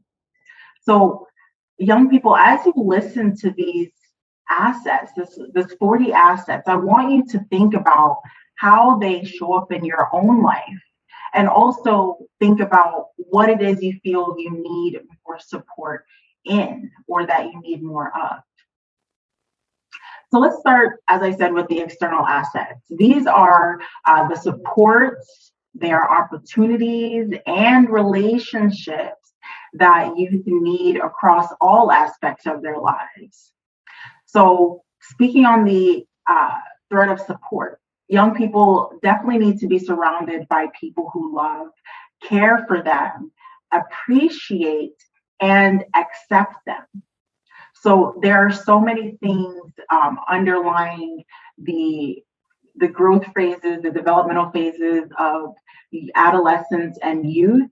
A lot of it can be confusing, can be challenging to navigate.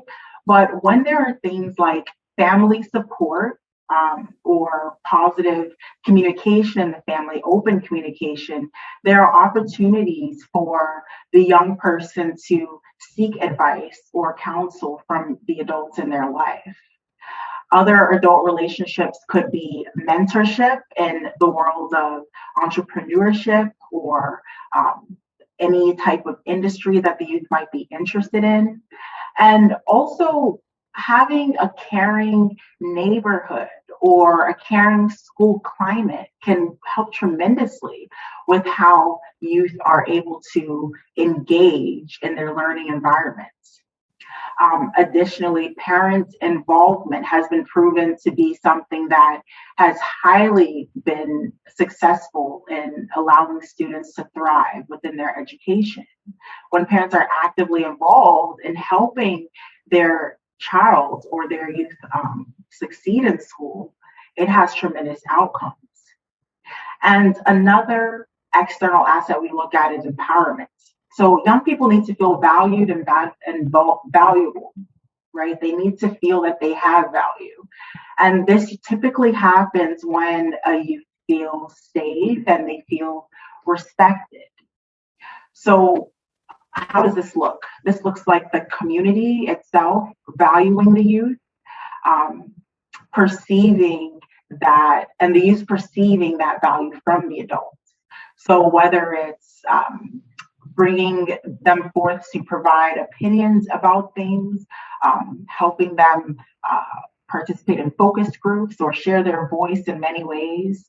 Because, as we know, youth are resources. Youth are given, when they're given useful roles in the community, often they thrive and they do really well because they come with a very new perspective.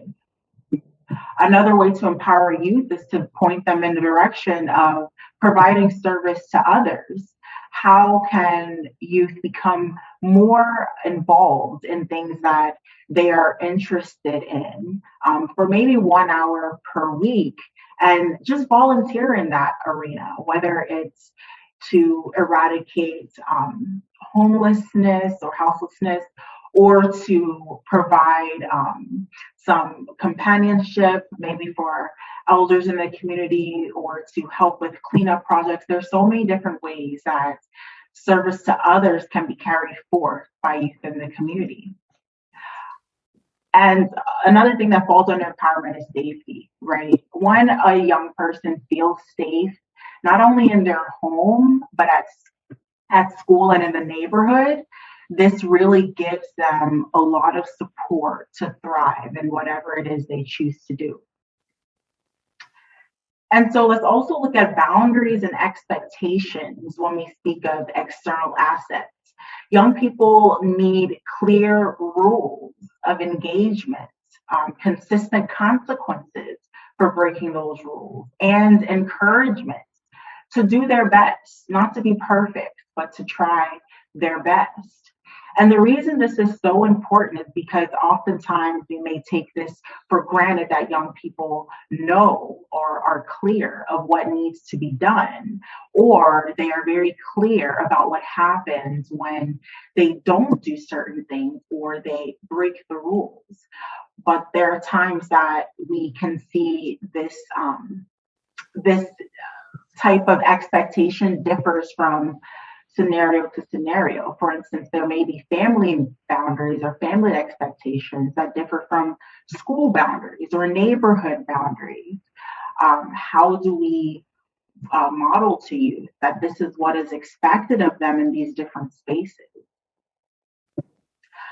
Sometimes adult role models can play that part, so mentorship or having that support and another coach or adult can really play a part to set those foundational rules. Of course, having a positive peer influence, having groups of young people that model responsible behavior often trickles to their peers. Also, having high expectations for that youth. Of course, not expecting perfection, but always encouraging them and letting them know that you expect them to do well. You expect them to use their skills in a positive way, and you expect them to not break rules or fall victim to certain consequences, right? So when you have these boundaries and expectations for youth, they typically thrive in their environment. Another external asset would be a constructive use of time. This is something that a lot of people have learned to develop over the course of their lives. However, I think it is important that young people need opportunities outside of school to learn and develop new skills and interests that they can plan into their day-to-day, their week-to-week, month-to-month, and year-to-year. That way they are applying a constructive use of their time. So some things that fall in place with this are creative activities during the week. Let's say weekly lessons in music or theater or arts, which of course not everybody has access to, but there are opportunities to access creative activities within your community that are being provided. Also, youth programs, religious communities are a very big part of using your time constructively. Religious communities often have so many different events and they can always use volunteers. Also, spending time at home. I think often a lot of people take for granted the fact that when a child is out with their friends or youth is out with friends, those friends are typically shaping their use of their time and their use of kind of the skills being developed within that time.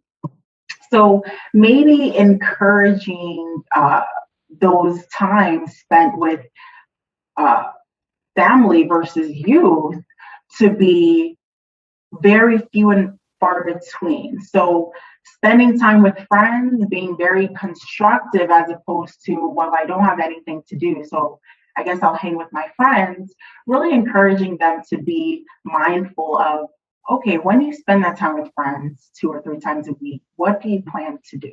So that is just making constructive use of your time. And now we're going to move into internal assets. These are the things, the personal skills, the commitments and values that— Hello, Amaka. Yes. Sorry, I've been trying to signal, my dear. We need to move to the others. Our time is very limited for our section. So yes. Maybe you can give us just your final line, because I'm still having to engage you all so that we can get as much as possible. So maybe just the final line, and then we move to the others. Sorry about that, dear. No problem. Thank you so much for the reminder, Princess Shafi. So our internal assets, I'm just going to list them off. There are 4 of them. So what we look at internally is, do you have a commitment to learning? Do you have a sense of the importance of learning and a belief in your own abilities? Do you have a sense of your own positive values that are driving you, that help you make healthy life choices? Do you have skills, social skills that help you interact effectively with other people, to make positive connections and also cope with new and changing situations? And lastly, we have positive identity as an internal asset. When you believe in your own self-worth and you feel that you have control over the things happening to you, you tend to develop a positive sense of identity and in turn empower yourself to show up powerfully in your community. Thank you. Thank you so much. Thank you for such powerful presentation. We will still be coming back to you. What I'm hearing here is about relationships, is about that self-mastery, is about helping them to be empowered so that that leader in them can come out shining. And then when they come, and to build that healthier young people or youth or community of youth, because then our future, we know that it is in the hands of much more healthier people, psychologically, mentally, and holistically. Thank you so much. Now let us move to Enos. That was Amaka Agule, from our Director of Programs at YOUTHGETHER Global. Now we will go to Enos Ilbers, who is our coordinator at the UK chapter. Thank you so much, sir. Just your introductory talk, and then, because we are still going to be engaging, so that we allow that question and answer, and we allow ourselves to really get so much to give to our youth, as to say, how do we do it here, the intervention that we're talking about here at YOUTHGETHER. Thank you. Of course. Thank you, Princess, Miss Princess. It's my name is Enoy Bass. Good afternoon from the UK. To my fellow panelists, attendants, and a number of various organizations and listeners. It's an honor to be here speaking at this event and sharing my views on potential ways of building back better after the horrid situation of the COVID-19, which was catastrophic the world over. My inputs will be using the UN's youth strategies for 2030, their main priorities, which gives some evidence-based advocacies, policy engagements, partnerships, and program efforts with which they are trying to use to strengthen the international, regional, and national commitments, which then in turn engages and empowers young people. There's a leverage to both existing and forthcoming systems, system-wide initiatives, and using this, the UN can seek to step up its efforts in the following interconnected priorities. So the first priority given was the engagement, participation, and advocacy to amplify youth's voice for the promotion of a peaceful, just, and sustainable world. I think that we can all agree that while the world has changed dramatically, we are finding, and we have various tolerant pockets of demographics in the world, the concept of understanding each other and understanding each other opinions and views is an important thing. This promotes free speech, which must also be extended to the youth. We must not allow youth to be an excuse to stifle the voices of those that are younger than us. They do have something to say in the end. The second priority is informed and healthy foundations. So we need to support young people's greater access to quality education and health services. This is important. And I would like to go further to say that education is the seed of innovation, as well as the first step to global development. The advocacy of the UN to provide this resource on a global scale will exponentially open new opportunities of innovation across borders, which can then lead to further collaboration and then change the world for the better. I know that we have spoken a lot on education here, but I would like to give in a personal view, which is we need to prioritize our education as well. We need to prioritize the knowledge types that we give.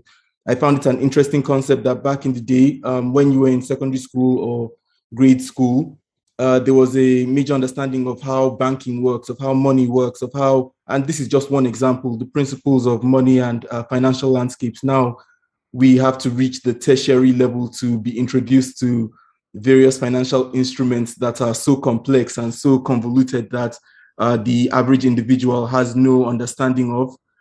This is a culture that I believe that we must change and or return to. We must also support mental health in our youth policy frameworks, along with the non-formal education. The third priority was the economic empowerment through decent works.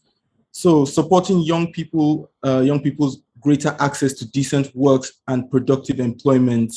And the world as a whole needs young people to be productive and create value through which we can all live a better, more fulfilling life. But it also needs to provide them with a decent pay. The world needs to come up with better frameworks to create decent pay to these young individuals, to incentivize them, to help their family members and their communities as a whole. Promoting access to these services and productive assets, such as land, financial instruments like capital, digital and other tech-related resources to youth who are navigating a modern and dynamic school-to-work environment should be lauded for this endeavor. Fourth, the youth and human rights. So we need to protect and promote the rights of young people and support their civic and political engagement, perhaps collaborating with the United Nations to protect these rights, create new policies and programming to safeguard these individuals. This demographic is also important, addressing widespread and grave human rights violations experienced by these young people from all the way, because it's not a situation, or it's not an issue that is central to one area of the world. From the Congo to presently the Ukraine, young people are suffering all over, and this is what they will grow up with. We need to show them that there is an alternative to this. It's also a worthy endeavor for the people, the world over to collaborate together and fix on. Excuse me.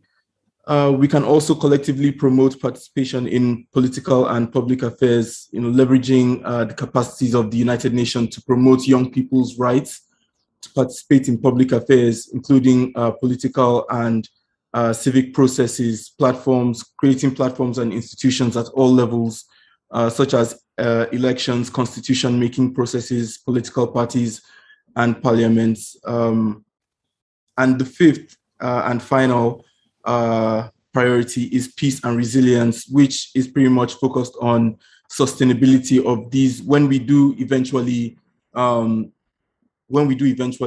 to these goals and meet these requirements, how do we keep it? How do we sustain these ambitions that we have now gained. And the fifth priority answers this through peace and resilience building, convening and buttressing partnerships to create local, national, regional, and global partnerships and collaborations between youth-led organizations, as well as through youth, peace, and security coalitions. Progress can be made in any degree for the achievement of peace and resilience, also by fostering continuous dialogues, establishing and supporting inclusive, representative, democratic, and structured dialogue and constitutional platforms. This priority can last for generations, using free speech as an important tool for the attainment of this priority, which will allow us to understand alternative sentiments and perhaps learn something new from others. I want to say thank you for giving me the time to speak, and hope to get more questions and continue to converse with you all. Thank you. Thank you so much. Thank you. Those are very great points there from our YOUTHGETHER Global from the UK chapter, IBAS. So what I'm hearing is the financial intelligence to prioritize where we want to do the development of the youth pertaining to their knowledge and the skills, which then speaks to exactly as you have heard Prince Osita, as he was outlining what the objectives are. So it is still aligned, and you're speaking to that about leadership development, about mental health development, about financial intelligence. So thank you so much. We will zoom and now go to Mr. Simeon Peters. Okay, thank you. Thank you. Good afternoon, good morning, or good evening, everyone. Okay, I want to sincerely appreciate ECOSOC and YOUTHGETHER Global for this opportunity. And I also want to recognize His Royal Highness, Dr. Osita, and then Her Excellency, Dr. Diana Kendi, and also recognize my fellow panelists and the other attendees. Thank you very much. So basically, my topic says youth and exploring the potentials in building back better from COVID-19 and achieving their sustainable future, as well as intervention for youth in communities. I think that would be Simeon's connection that's frozen because his image is also frozen. Yes, while we are waiting for him to come back, I would like to engage both of you, Amaka and Enos. There has been a mention of technology, and we know that youth, they are very much attracted to technology. How can we leverage on that as YOUTHGETHER so that we have something tangible to take away and say, we know that the youth, they do that very easily with their eyes closed. I could not even change my background right now. And if I had a young person next to me, that would have happened by the click of the finger. And how can we maximize on this interest that we have of technology? Amaka, let's hear from you. 2 minutes. Sure. So that is the amazing point, is that youth are very involved with technology. And it can be a double-edged sword because there is so much information out there right now. So you pick and choose what they pay attention to. I think it is helpful when there are communities that are built specifically to support, when you support each other, because there are communities that exist in that way that, whether it's private group chats that they've created with their friends or some club or organization they belong to. But one thing that really helps with connecting people is technology. So I think helping youth navigate those spaces in terms of this is what the space is for, this is what you can use it for, this is a safe space, creating that for youth on a technology platform would help tremendously.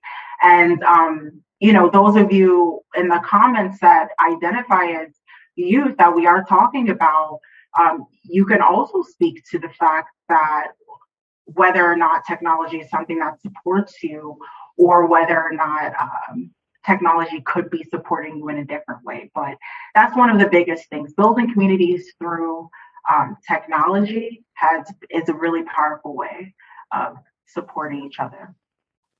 Great, thank you. As we speak about technology with one of our members of YouthGather, I don't see him on the platform, Tsietsi has been able to use both his skills and knowledge and expertise as an actuarial scientist to teach the younger generation at the schools, teaching them maths and English, and then therefore also teaching the parents so that the parents are not finding it difficult to speak to the school books and to help them. So then we are seeing the community that is growing, the older generation and also the younger generation coming together. He used the technology also to build up this, the pot of funding where all people, we put funding in, and he brought in the solution of paying the school fees for the debts of the youth in universities. That has been tremendous. And we are seeing that success story of using the technology and using the skills where you are and bringing in this progress all at once. And that has been the success story from this chapter of South Africa, but it speaks to all of us. Let us go to you, Enos. How do we make technology and agriculture to meet and so that it is attractive to youth? So the question is, how do we collaborate technology and agriculture? Yes, because we want them to come. And we know that there is agriculture is how do we say, when you talk entrepreneurship, when you talk about the career of the now, no longer even tomorrow, it is really in the farming, in agriculture. So now we know that they have this skill, this interest or whatever. So how do we make those so that we make agriculture to be attractive to youth? Okay, so I will use my personal experience because I'm coming from a sales background, and there's a very nuanced new sort of technology detailed on data science. And what data science does is that it allows you to collect various, not to be presumptuous, but just to explain, it allows you to collect various variables. For example, I'll use the example of a store clerk or an individual who owns a corner shop. He sells various produce. Let's say he sells apples, fruits, for example, apples, bananas, and grapes. So all of these are on a system on his computer. If he sells and he's selling them on a weekly basis, at the end of the month, he checks his inventory and still sees that he has sold in the month of February, for example, 20 times more apples than every other produce.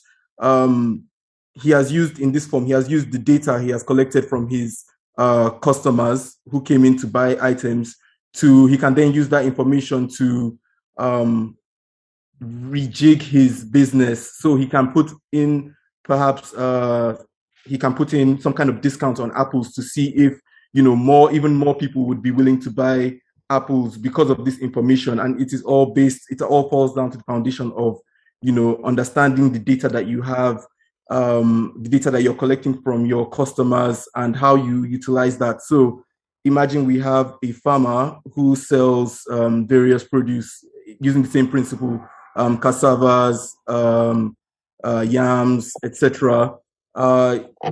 We can use data now. We can use data collected over a month or a year to see what produce sells the most. It can alternate, of course, but we can use this information to sort of get an understanding of how we can then pivot our business, pivot our resources. Because if we know then that, okay, fine, more people in this area prefer yams, then we can pivot our resources to perhaps planting more yams so that to sell to more people and actually put that provide this supply into the market.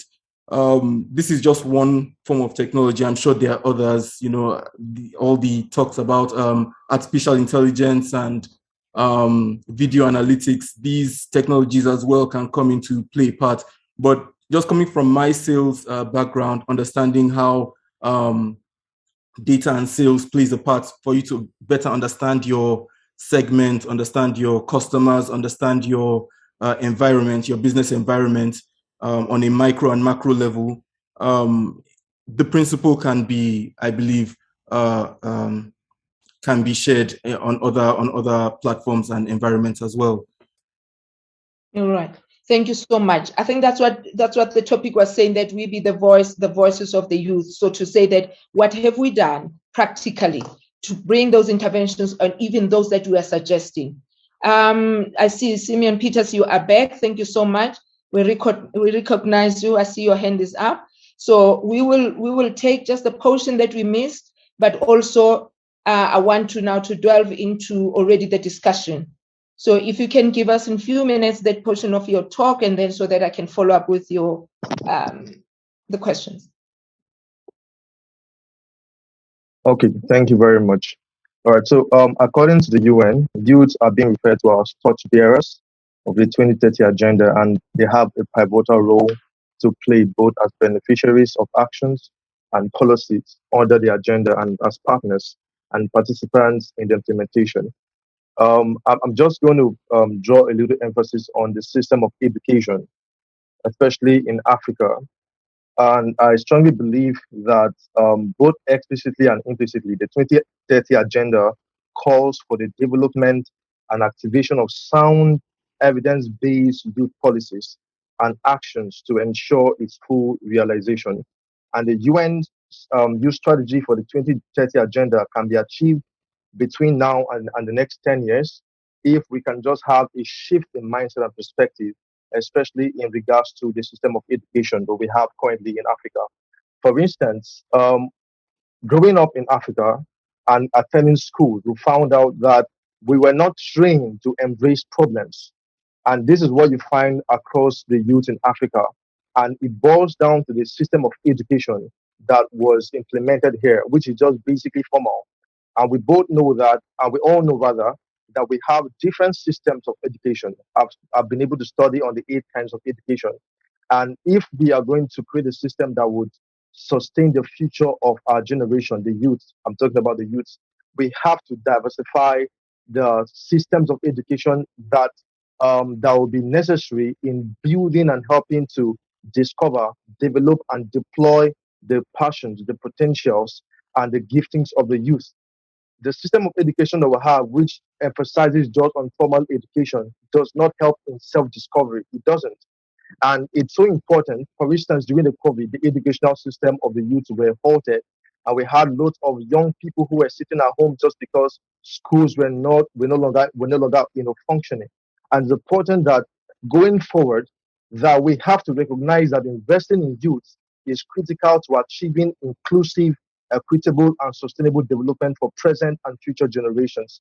And that being said, we have to also build on the different types of education, right? We have linguistic education, logistic, mathematical, spatial, bodily, and musical, interpersonal. These are different types of education. And emphasis have not been laid on this type of education, basically in Africa for decades. And this is why we have a crop of youths who do not have a bearing as to developing themselves to solving problems. And we know that if we can help these youths to first of all discover themselves and then develop themselves, they would see problems and embrace problems.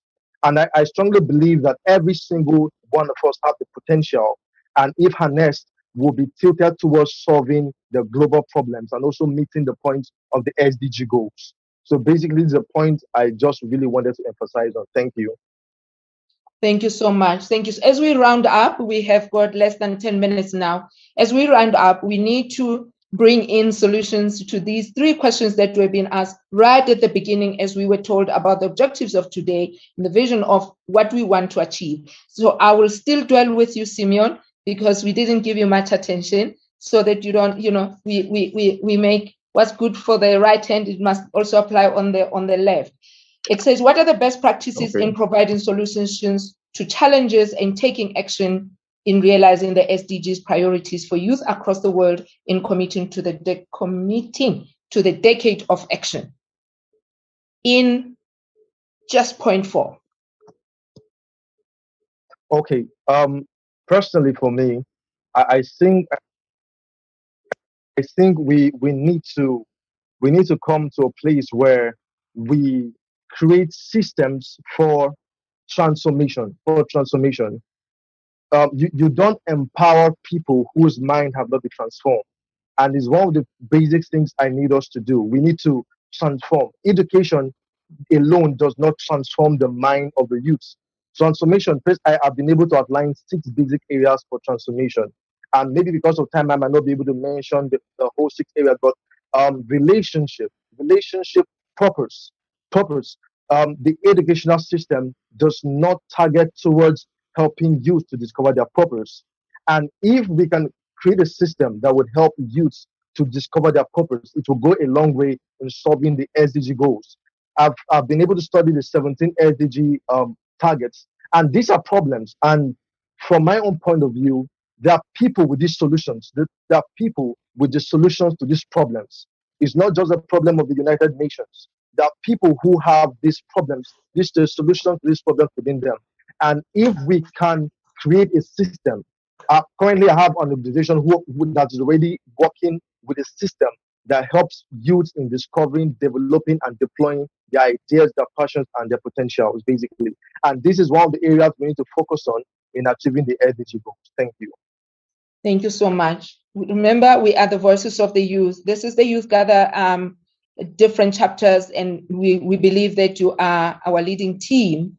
We've got Amaka Agule, who is our programs director sitting at the USA. Somebody's saying, please remind us of the topic. Our topic that we are addressing, let me remind you, ladies and gentlemen, we are saying intervention for youth in communities, youth voices, and we are all the Youth Gathered Globally, the leading team or part of the leadership team. So that is why we say we are now bringing solutions that we can say, can we work together? Of course, we are not leaving behind that we are to work in partnerships.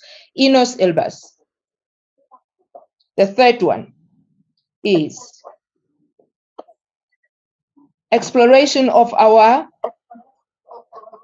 potentials in building better post-COVID-19.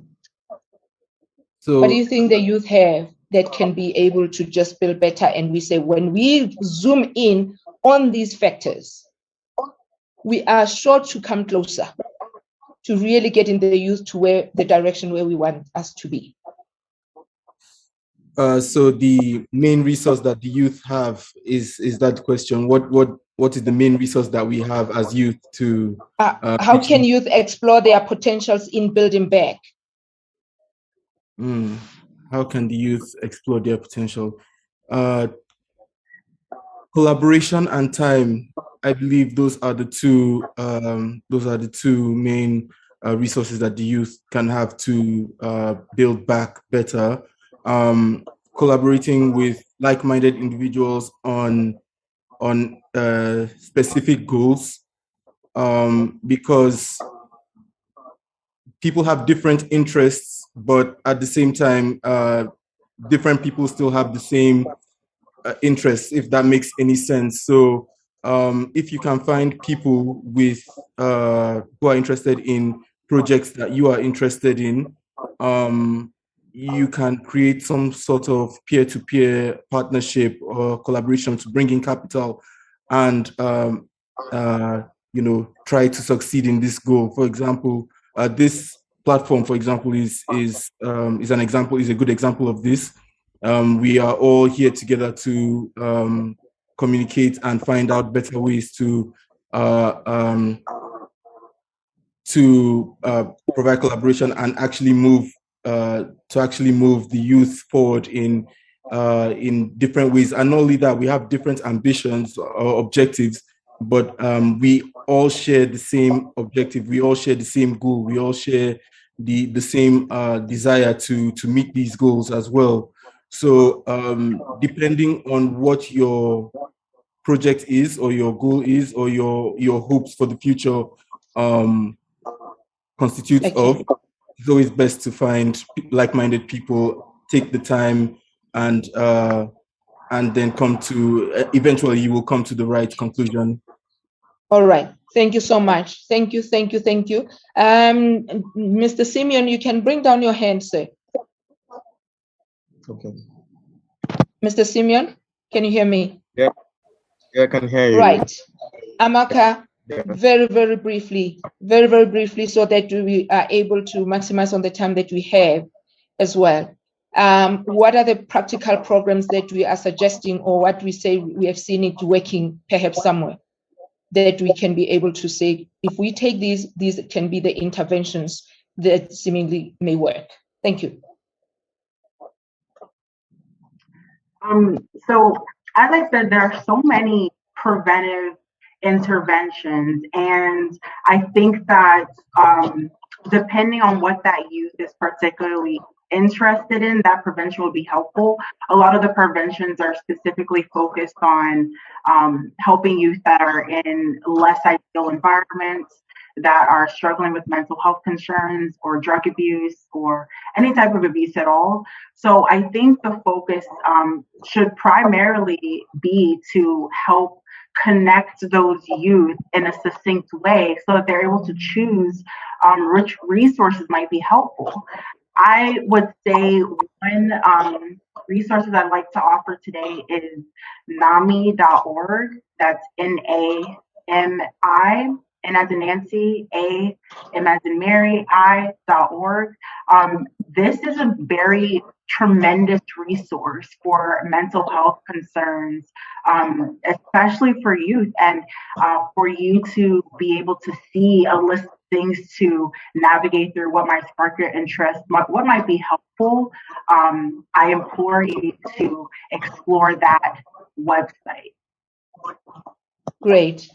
All right, thank you so much for the opportunity. So what I heard as we are wrapping up, thank you to my panelists, very powerful and very engaging, and my head is just spinning. If we had a whole hour, I would still be engaging you. So what I was hearing from Mr. Simeon is social intelligence, which is the other part when we speak about the EQ and the IQ, but this one has been left behind, which is the one where we are building, helping us to build on relationships. And then advocacy as well, advocacy, mentorship, and training.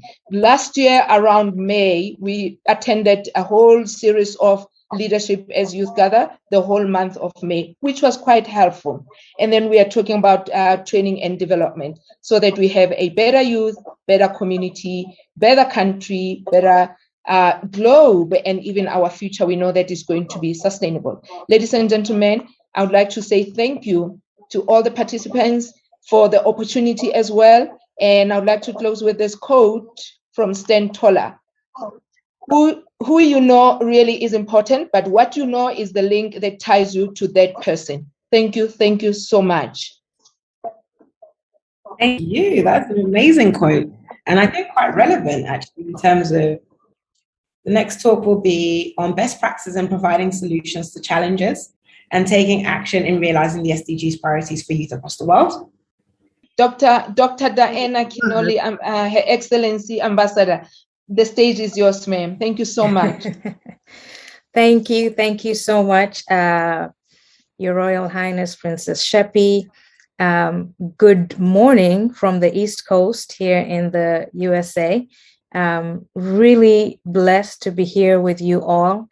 Once again, Your Excellency, Dr. Ada, thank you for being so passionate about the youth and mobilizing us to always think about different ways to participate. It is an honor to be here.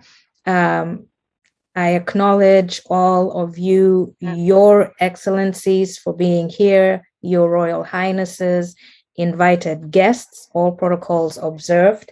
And I'm really happy about the session that was happening before I came on here, and really glad to see what is happening in the communication. Two things that I really liked was the aspect of collaboration. When we talk about youth and exploring their potential in building back better from COVID-19 and achieving their sustainable future, the conversation must always be intergenerational, representing every generation at the community, national, and global level, because we want to know what are the lessons that we have learned. We want to make sure that we are identifying the different opportunities yet to be maximized and then building a vision to move forward. 2030 has put a demand on the need for developing leaders in every sphere of influence. And I'm going to share the 9 basic ones. This is not all of them, but the 9 basic ones, which are government, education, business, health, faith-based organizations, arts and culture, sports and entertainment, family, and media. And at YouthGether Global, we are working through empowerment, exchange, education, and entrepreneurship programs to enable our youth to maximize opportunities as they build back better their sustainable future. John Maxwell says that leadership is influence, nothing more, nothing less. When we win, it's because we've had great leadership modeled before us.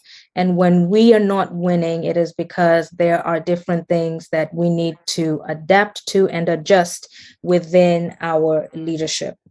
And so we need to clarify in our definitions what leadership is and the potential to develop current and emerging leaders to extend and expand their influence in the 9 spheres of influence: government, education, business, health, faith-based organizations, arts and culture, sports and entertainment, family, and media. Brené Brown, in her book, Dare to Lead, defines a leader as anyone who takes responsibility for finding the potential in people and processes and who has the courage to develop that potential. One of the questions before us today is, how can youth explore their potential in building back better and achieving their sustainable future? The reason we continue to ask this question is because the current education systems at all levels, for the most part, do not prepare, explore, or engage in the conversation of talent development when it comes to our youth. And we will continue to ask this as long as these education systems do not provide opportunities for our youth to begin to unlock how they are uniquely talented and how they're uniquely gifted to lead in every sphere of influence. And so a much better question that we can begin to ask is, how can we begin to engage our youth by sharing and providing them with the tools that will help them to identify how they're uniquely talented to serve their community, their nation, and the world? How can we cultivate environments that will provide our youth with opportunities to develop their talents and potential? In this age of information, we cannot afford the expensive cost that ignorance brings. And so building back better for the youth can look like looking for the tools and resources that are available. And I want to share 2 of them. One of them is the DISC personality assessment that you can find online, and the Gallup Strengths Finder. These 2 can help you to identify how you are uniquely talented.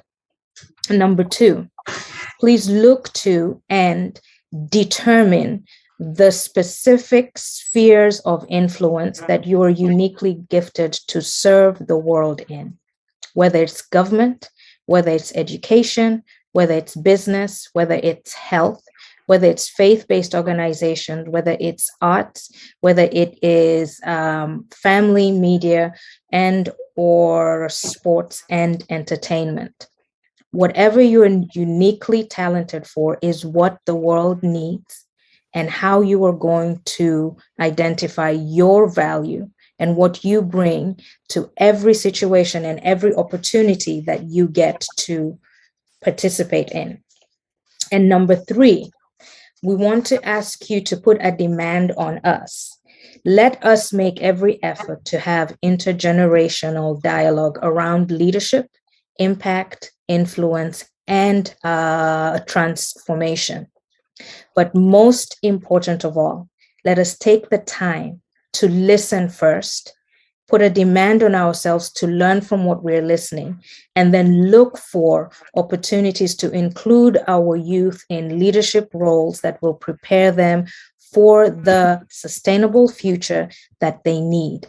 Leadership is learned and leadership is also practiced. So what are those opportunities that we are providing for them? And then let us begin to look at the word lead and ask ourselves, what are we learning about leadership and the way that we lead? And what are we experiencing from what we are learning? And then third of all, how are we applying what we are learning and what we are experiencing? And finally, how are we developing those around us based on what we are learning, what we are experiencing, and how we are applying leadership? Thank you. Thank you so much for those contributions. So now moving on to best practices in providing solutions to challenges. We have Lady Priscilla Pico, a broadcaster and director at Kairos Media Works in the United Kingdom. Hi, could you please let me know, did I say your surname properly? Hi, Tanisha. It should be Winkwo. So the N and the silent is silent. The N and the K are silent. Right, thank you. I shall practice that whilst you people speak. Thank you. Okay. Thank you all so much. Thank you. Thank you to the leadership of the Economic and Social Council Youth Forum, the YOUTHGETHER Global Youth Community Action for Sustainable Future, my fellow panelists, distinguished ladies and gentlemen. I want to say good morning to you all, good afternoon, and good evening, wherever you are today. It's such a privilege to be here with you all and to not just to be in your company today, but to share on such an important subject with regards to our young people. We've heard so many great quotes today, and I'm going to try not to repeat a lot of what has been said. But my task today, I'm part of the group of people who have been tasked to speak on the best practice in providing solutions for the challenges and taking action on realizing the SDGs. This is a huge area to tackle, if I might say so.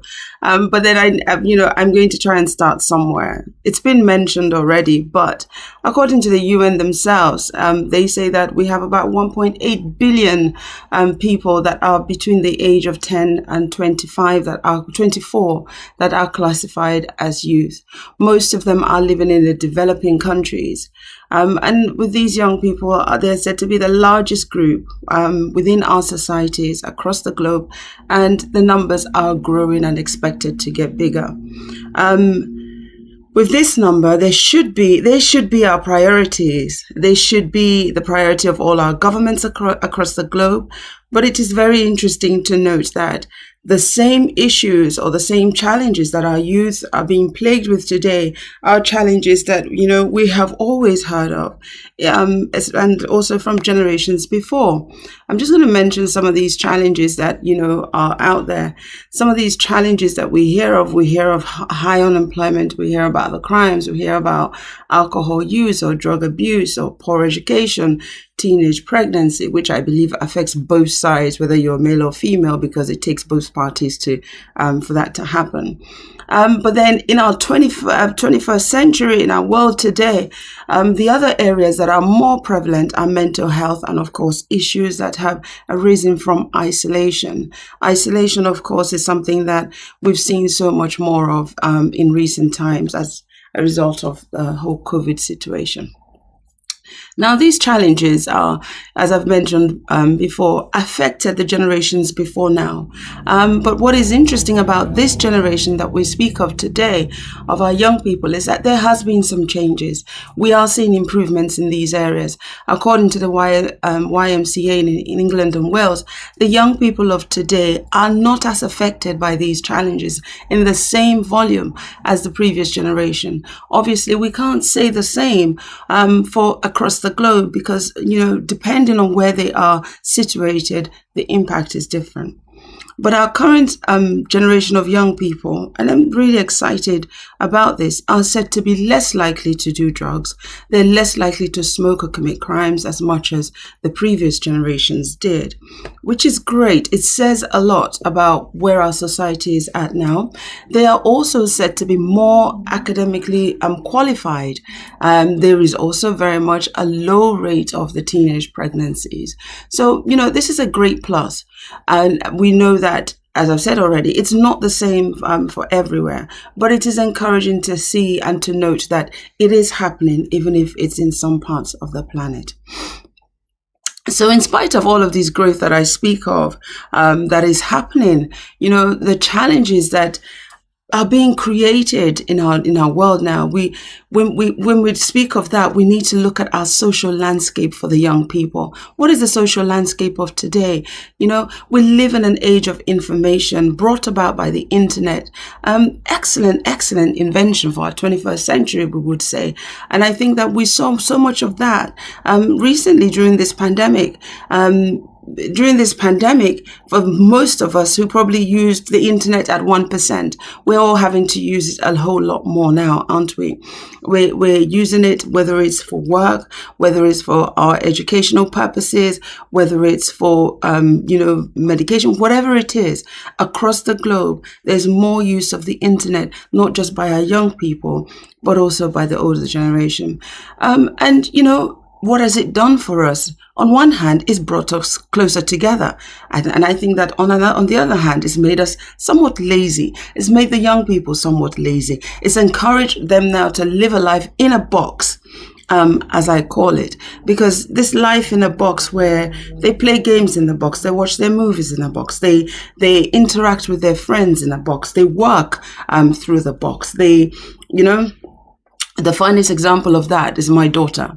She got a job during the pandemic and she worked the interview was online. She got the job online. She's been working online. Now, when you ask her, would you not want to work some days in the office and some days from home? She says, no, I want to work absolutely from home. So, it's this life of we're doing everything online, but by so doing, we're actually creating isolation without realizing that we're doing it. And, we're not seeing it straight away, but for some of our young people, it will cause some problems as we go forward. So, things have certainly changed. And our challenges have been expanded, I would say, for this generation more so. So I'm just going to focus now on just a few areas of these challenges. Now, when we speak of education, we have spoken a great deal about the need for education, the importance of education, and, why we should have it. I would say, though, that in some parts of the world, especially on the African continent, some of our educational systems have not improved, but suffered. It has depreciated instead. Yes, I did mention earlier that today's young people are more educated, and that strive for more education is across the board. But sadly, in some parts, it's not the availability of access or being able to have that education is not there, or the quality and standard of it. In some of the developed countries, believe it or not, education is still lacking, especially in the higher education realm. And, a lot of people are struggling to have access to that. I'm going to come back to that in a moment. Unemployment is also another issue. People are more educated, but then they are struggling to be able to find jobs after that. And these are the areas that they're challenging. And, we have also spoken about entrepreneurship and the need for that. And I do believe very strongly that as part of our education, we should be teaching people, our young people especially, more about how they can become entrepreneurs and the importance of entrepreneurship. But as we teach them about that, another class that I think is so important for all of us to learn as we're growing is the class of purpose, learning about our purpose and the importance of having a purpose. I'll come back to that in a moment. So despite, our young people being able to get more educated and achieving better, as it were, the most, as much as they're the most more academically qualified generation than we've ever seen. That's according to a survey that was done by the British Chambers of Commerce. The young people are unprepared and unequipped to enter the workplace. Now, this is a problem that we see not just here in the UK or in the Western world, but we also speak of it a great deal across the African continent. So this is an area that we need to look at. What do we do in order to ensure that our young people, as much as they're, collecting the degrees and learning more, but they are skilled, whether it's the soft skills or the other skills that are required in order for them to be able to be work ready. Again, according to the British Chambers of Commerce workforce survey, 88% of employers believe that school leavers were unprepared for work, and 54% believed graduates were unprepared for work. So the question is, our educational system seems to be faulty, because in as much as our people are picking up, again, as I said, their great qualifications, what are we teaching them about the skills that's required? That needs to be included in the process of our education. Now, when young people do find work, the other issues that they find that they're facing is that they're being paid less. Unlike the previous generations before them today, they were being paid better, but increasingly now, they're getting paid a lot less, and their jobs are also not as secure as what once upon a time used to be. So having looked at all of these challenges and issues that our young people are faced by, I'm not sure that there is a best practice per se in realizing the goals for our young people. But I do think that our governments can work to implement the SDGs as they are set out. Because if they were to work to implement them, it will set a better outcome for our young people and their future. When you look at those goals from goals 1 to 17, literally sets out, for us what should be happening. I'm going to try and quickly round up.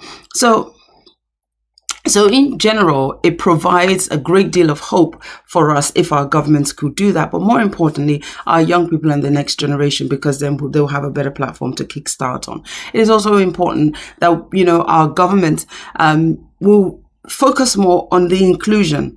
Right across the world, we speak about the children being our future, but then, we don't see a lot of the involvement of the young in our governments or in leadership.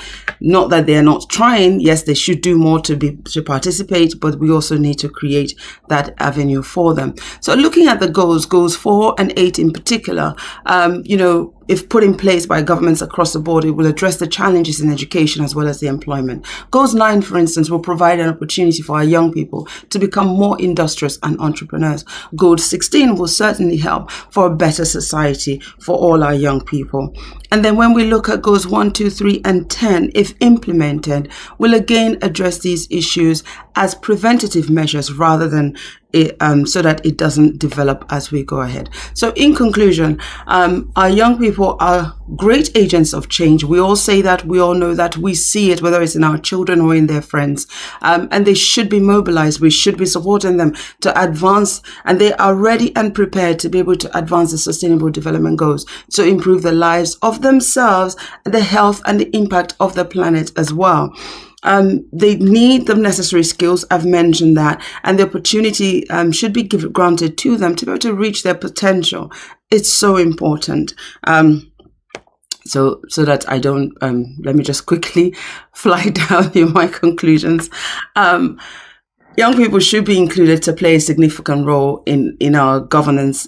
They should, across the world, you will find that we used to have provisions, here in the UK, for instance, we used to have youth centers available for them to be able to come together and develop skills together. We no longer have those provisions available. We also have to address the media and the way the young people are projected and the narrative that is put across. We need to be more positive. We need to do more for them in that. So, as much as the platform should be provided, our young people, as I've said, they need to also be willing to participate and to put themselves forward forward, so that within democracy they can ask the questions of their leaders and hold them to account at all levels. I believe finally that it was the late Dr. Miles Monroe who said, "The greatest tragedy in life is not death, but a life without purpose is the greatest tragedy."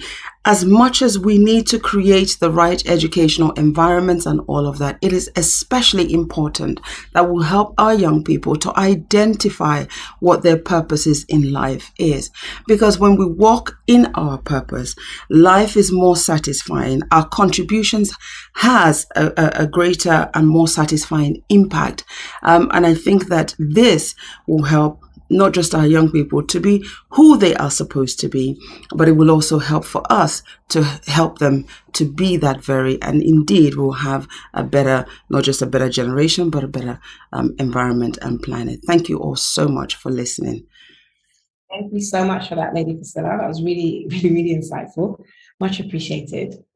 Okay, so next up we have Dr. Arjumand Zaidi, President at Youth for Human Rights India, head up and Uttarakhand Hand, and then United Nations Global Compact Network India. I'd just like to remind everyone that we have limited time remaining, so please just use the chat box in case I send you a message about how long we have left. But thank you very much. You have the floor. Thank you, Tanisha. Very warm greetings to you all, especially Her Royal Highness Princess Shepi. She was also in one of the events. We had the honor to hear that platform also. Queen Zainab and many other dignitaries, excellencies, ambassadors, youth speakers, and all the eminent speakers present here. A very warm greeting from India. At this evening, this is a great honor for me to be with you all and share my thoughts on some of the issues and some of the topics related to youth. I have heard many of the speakers what they are doing and what they want to get implemented in the projects and lives, how we can ensure that SDGs are being implemented, and how we can ensure that our youth are ignited. Here, I would like to, tell some of the things what I have done. What I'm not going to suggest what you have to do, but I am going to tell you what I am doing in the last 20 years and the 2 decades. I'm basically working for youth since last 20 years. And almost 4 million people I have ignited. My main agenda is to work with the youth and ignite them for sustainable development goals and the human rights. I strongly believe that if the human rights are being implemented and followed in the life of everyone, and the SDGs are being kept in mind, that we have to protect our environment, our Earth, planet Earth, and we have to make everything sustainable. So these two things in combination can really make the world a better place to live. And we have to really ignite our youth, not only when they are in their 20s or maybe in teenagers, but at the time when they are small, young kids. So I'm going to different schools all over my country and addressing those young minds and igniting them to take part, active participation in making the world sustainable, in making the people to implement the human rights in their lives.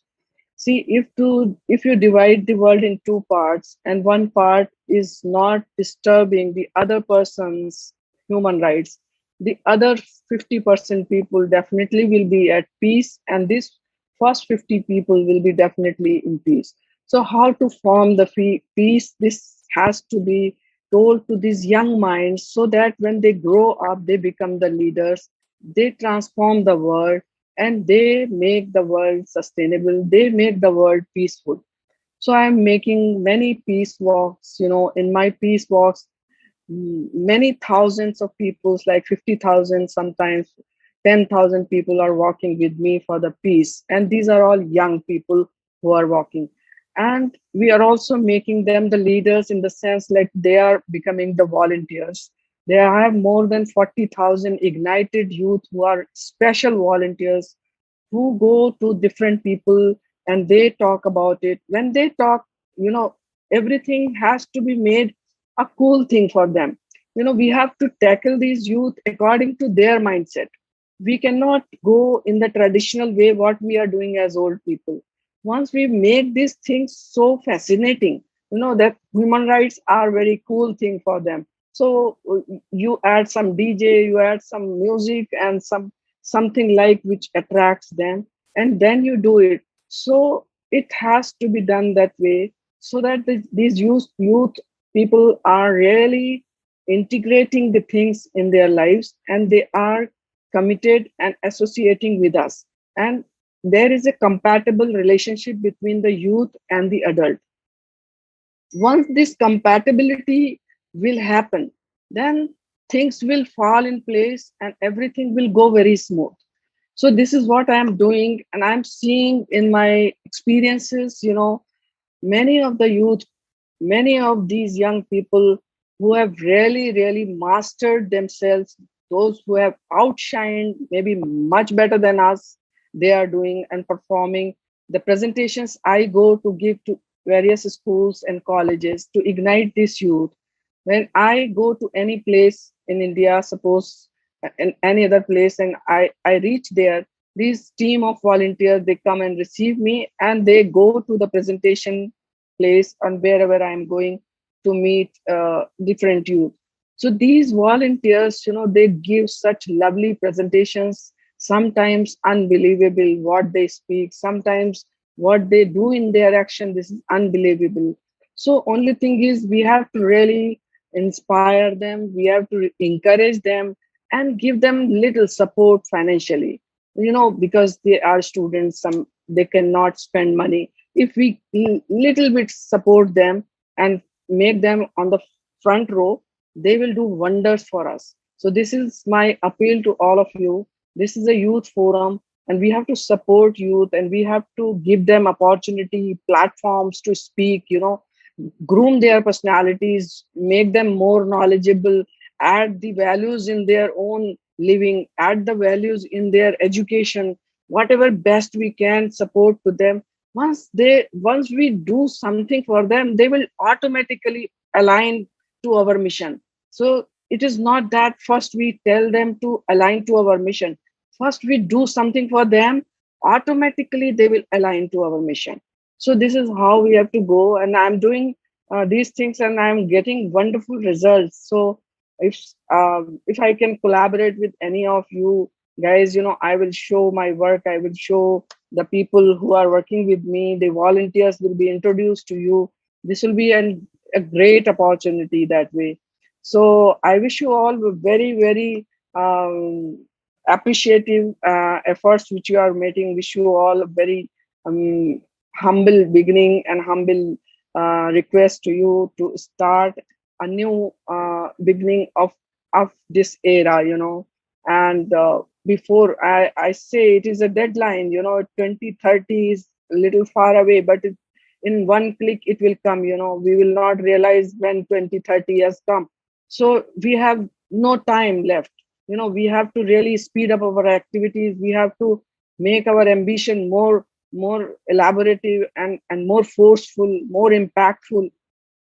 So let us all together, and align with each other in association and make this world a beautiful place. Wherever we can help each other in each other's ventures, each other mission, vision. So that will be wonderful. So thank you very much, Tunisha, for giving me this opportunity to speak to all these wonderful people. Some other time, definitely I will show some more presentation of my work if I get more time, and I'll show you how we are going and proceeding further. Thank you so much. Have a good evening. Thank you to you as well. I think it was really important, the points that you echoed about collaboration. And I feel as though people have already taken that on and started exchanging contacts in the chat, which is really lovely. But thank you so much for your presentation, Doctor. Okay, so next up we have Dr. Delon Fraser. So you also have a few minutes there. Just monitor the chat and I'll communicate with you there. Thank you. You have the floor. Thank you so much, Madam Moderator. Your Royal Highnesses, Your Excellencies, fellow panelists, other distinguished guests, and other protocols observed. Good morning, good afternoon, good night, and of course, trust we're having an excellent day. First, permit me to express my gratitude for being asked to be a panelist and to be part of the ECOSOC Youth Forum 2022. I'm truly honored. Your Royal Highnesses, if there's one thing the past 2 years have taught us is how vulnerable we truly are. However, out of this vulnerability, we become more aware of our potential. We become more inspired and more innovative to make the necessary changes. We found that a hidden treasure in this pandemic, it's called opportunities. So just like blood is to the vein, the youths are to our society. Their voices and their actions help to shape the world into a better place, not just for today, but for the future. And this we cannot ignore or forget. Hence, the roles of our youths are so crucial when our very existence, and of course, in some instances, coexistence, is being threatened by the pandemic and other forces beyond our control becomes important. So there are many challenges that we were faced as being young people living in a society pre, during, and post-pandemic. And in fact, some of these challenges were alluded to earlier by some of the speakers, not being able to be confident in the face of adversity, not being able to get the quality education that they deserve, learning how to turn lemons into lemonade instead of seeing challenges, see opportunities, better role models, better financial management, learning that there is a marriage between leadership and communication, learning not to set barriers to their own growth, learning that acquisition of knowledge is not just for self-gratification, but to better mankind, and how to create generational wealth. And so these are some of the challenges that I have identified during the pandemic. And so here are some of the solutions that I would like to offer and share. Moving ourselves or moving the young people need to move themselves from the unknown to the known. And that is understanding and appreciating that they are challenges. You see, once we don't understand and appreciate these challenges, then we will not be able to find the solutions and how to deal with them. So we need not to live being all naive that yes, there are challenges, but it doesn't concern us. Every single challenge that is faced in our society concerns each and every single person, including our young people. And it is my true belief that we need to have stronger relationship with our youths and government. They need to have more dialogue, more exchange, instead of governments telling us what to do, involve us in the process and take us there. These are the things that we're looking for. We need to have more and more role models, counseling, especially during the pandemic. And of course, the previous speakers went at length at showing us how these would have impacted us on a great deal, psychologically, socially, emotionally. And so it is these little groups and it is these platforms that we need to encourage and inspire other young people to take the mantle, inspire them to be more role models, more mentorship programs to help them grow. In fact, I believe that young people should also look at finding their God-given skills and use it. Live with purpose, as our speakers would have mentioned. Priscilla would have just mentioned this, finding your purpose and living with it. I've read an excellent book by Dr. Miles Monroe, and it tells us every single day, live life with purpose. So once we find our purpose, we use it and we live it, because that is what has been given to us by birth. We're ordained. So use it. And then we need to participate in more UN forums like this one, where we get to network, share experiences, and develop a think tank in a small place, but which creates big impact globally. And then we look at having more protection under the law, knowing exactly what our rights are. How can we be fighting for something if we really actually don't even know what it is that helps us and protects us? So my thing is the solution to these challenges is ensure that you know what the law, what provisions the law makes for you. use it, and ensure that you are properly protected. Making full use of technology is crucial, and this pandemic would have ensured us that technology has been great.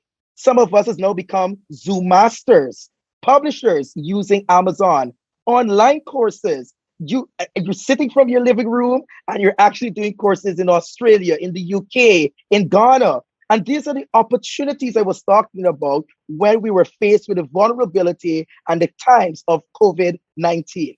We look for the opportunities, maximize on them. I can also say with respect to education, we've now have improved classrooms where you have smart classrooms, remote teaching, agri-tech, which is fusing agriculture and technology, as was highlighted by Mr. Eno and Mrs. Amaka earlier. Being data-driven, using what is out there as young people, use it to our maximization so that we can get better results, excellent results for our people and ourselves.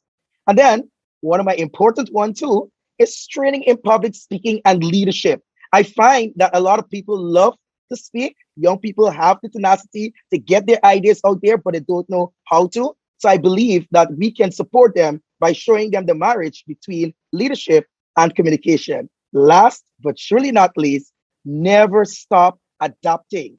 Never stop looking for opportunities. I thank you. Thank you. Thank you. Thank you. That was packed, right? Every point was like, take notes, take notes, take notes. Thank you so much for that. So I'd like us to move on to the next speaker. His Excellency Ambassador Dr. Dennis Antoine, former Assistant to the President of the UNGA 69 session, author and Chair and Advisory Council and Center for the SDG Global Education USA. So thank you very much for joining us, and you have the floor. Thank you very much. Distinguished moderators, panelists, dignitaries, Dr. Ada, and all participants. It is quite significant that we focus on the launch of YOUTHGETHER Global, which took place on October 31st, 2020.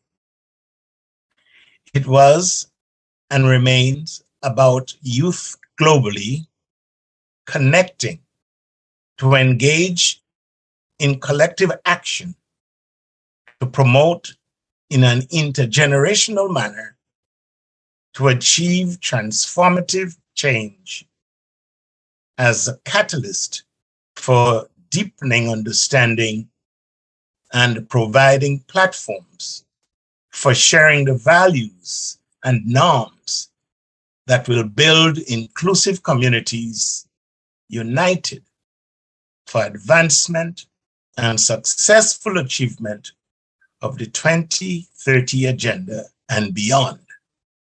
Now, is it about doing the best ever done or doing the best we can? This question looms. The past 2 years, the initiatives of YOUTHGETHER Global have led to the promotion and education and training of youth coordinators, but only to be derailed by the pandemic. The mission and vision of YOUTHGETHER Global must now be elevated to be among the highest priorities for continuing the mobilization of youth. The speed of the application of technology in education, communication, and commerce, which emerged during the pandemic, helped to salvage some of the losses suffered in the pandemic. But we see that underserved communities have been still left behind. The need for retooling and retraining and relearning virtually versus in person for old and for the youth became and is a reality. Technological skills for engaging and training and taking advantage of the digital economy, digital currency literacy, and the marketplace are essentials for youth. In our 8-year drive in the decade of action, we now have an 8-year deadline to meet sustainable development goals. Now, the underserved population of Africa and the developing world are still at the development crossroads. The big question remains is how to achieve inclusive and sustainable development to meet the twin agendas of Agenda 21 and the 2030 agenda. Now, the call goes out, and I quote, for ensuring women and girls have equitable access and benefits from conservation and sustainable use of biodiversity, as well as the informed and effective participation in all levels of policy decision-making related to biodiversity. We have to remember Agenda 21. Today, we need empowerment action, not just for literacy. Our youths around the world need opportunity for releasing their creativity and innovation to explore what is becoming the greatest source of wealth today, data. Proper collection and application of data in all aspects of our cultural, traditional customs can be a game changer. There is need for collaboration and cooperatives and entrepreneurship, as was mentioned in this conference. There is need for data centers, which are in high demand. There is need for cybersecurity to deal with data breaches. Our youth must learn how data is shared and cared for. Because we give it out so freely, how is it used for and against us? Now, becoming technology wise is understanding the logic of technology. It is about techno-logic, not ology. This tool, when you turn on your computer, it asks you, are you a robot? Is it the computer? Or is it the input in the artificial intelligence that is growing on us? And we respond. We respond and we share freely. So, as I close my very engaged mind, because there was so much said today that was useful, I only wish to say, becoming technology wise is understanding the logic of technology as a tool, informed practice and policy in agriculture, in commerce, that can focus on replicable development of sustainable urban villages across the global youth community is what I am advocating today. I want to thank Dr. Otter for her continued leadership and inspiration, and all my panelists and distinguished royalties for their participation. This, to me, was a very, very enlightening and forward-looking conference. I thank you. Thank you very much. Much appreciated. On the topic of technology, especially. I know I can see in the chat that a lot of people are saying, you know, technology isn't everything. And I think it's a good thing to point to you and remind you guys that we didn't always have technology, actually. So where technology may not feel like it's everything to you, we are able to recall living in a world of word of mouth, you know, going down and picking up the book of phone numbers and company names and calling each company individually just to understand if they even exist, let alone if they have what you need. And so I think sometimes, you know, there was a really interesting saying that when privilege kicks in, the hunger dies.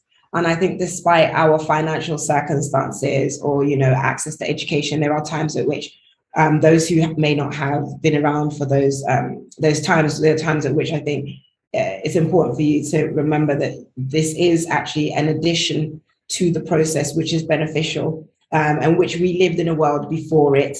And definitely you can trust us that this is adding value in as much as, of course, you know, the human actors in the process may be taking advantage. There's still a lot of value added to a lot of sectors, including agriculture, once technology is used there. And especially when you mentioned cybersecurity, because I think a lot of people are failing to understand that with most sectors, most of the sectors are like small worlds.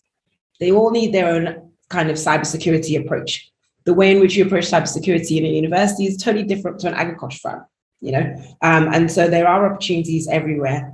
So I'm really, really grateful for your contribution there. Thank you so much for that.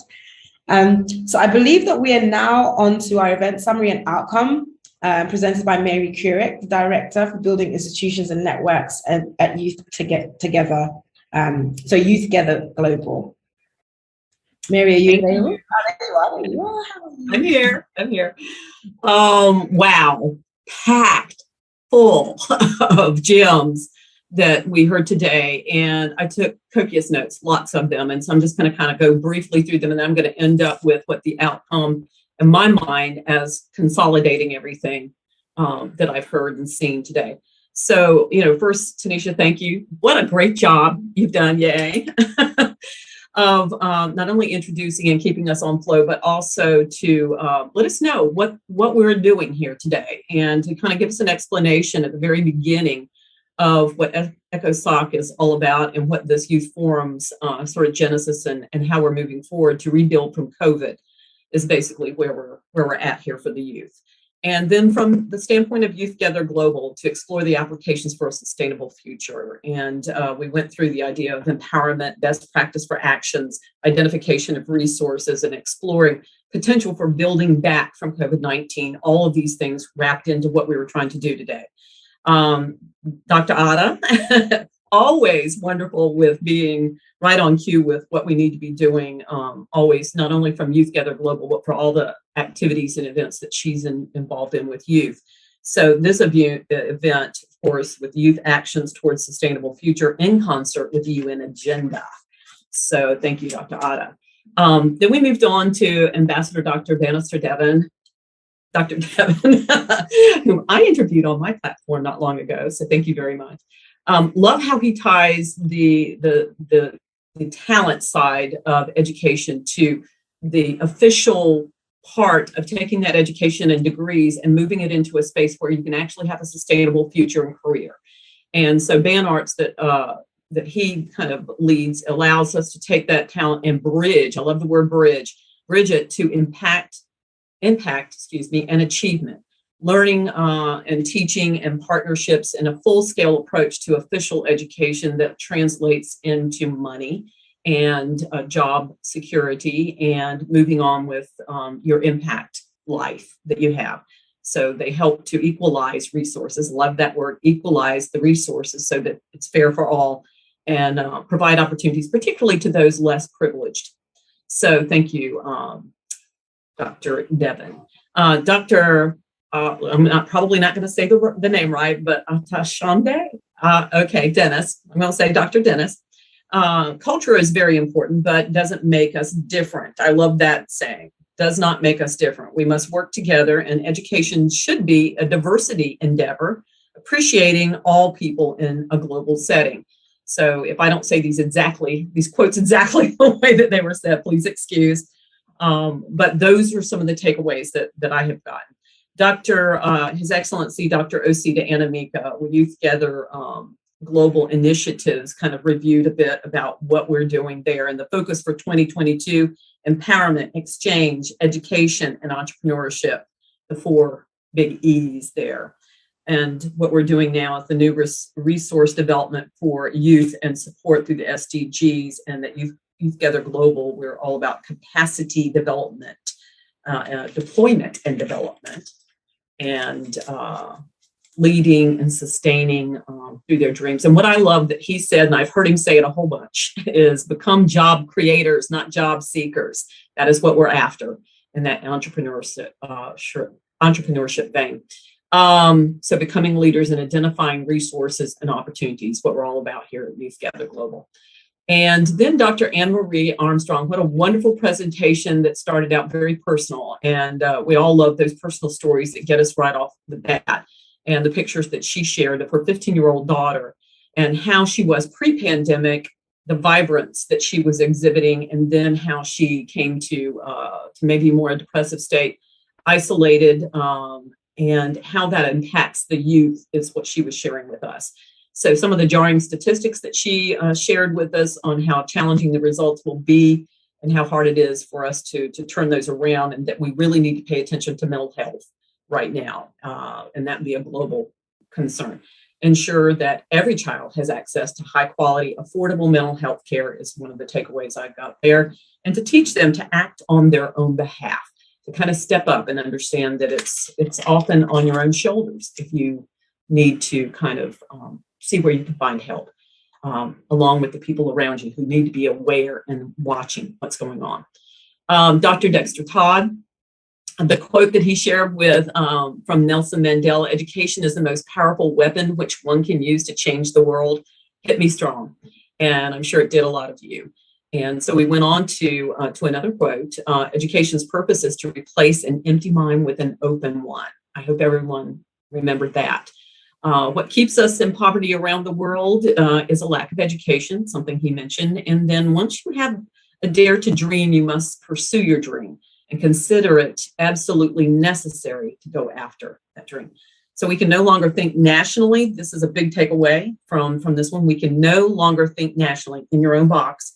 We must be thinking and acting more from a global space. So thank you very much, Dr. Todd.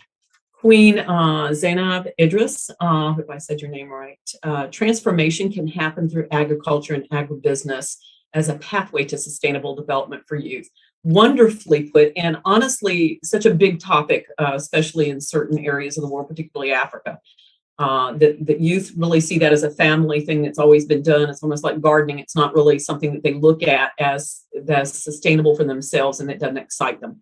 And so talking through that, the 3 points that she made, and then helping to change the mindset of the youth to understand the benefits to it and how it can excite you toward being able to create that sense of this is a business and I can run it like one. And that was her next point, is planning, treating it like a business.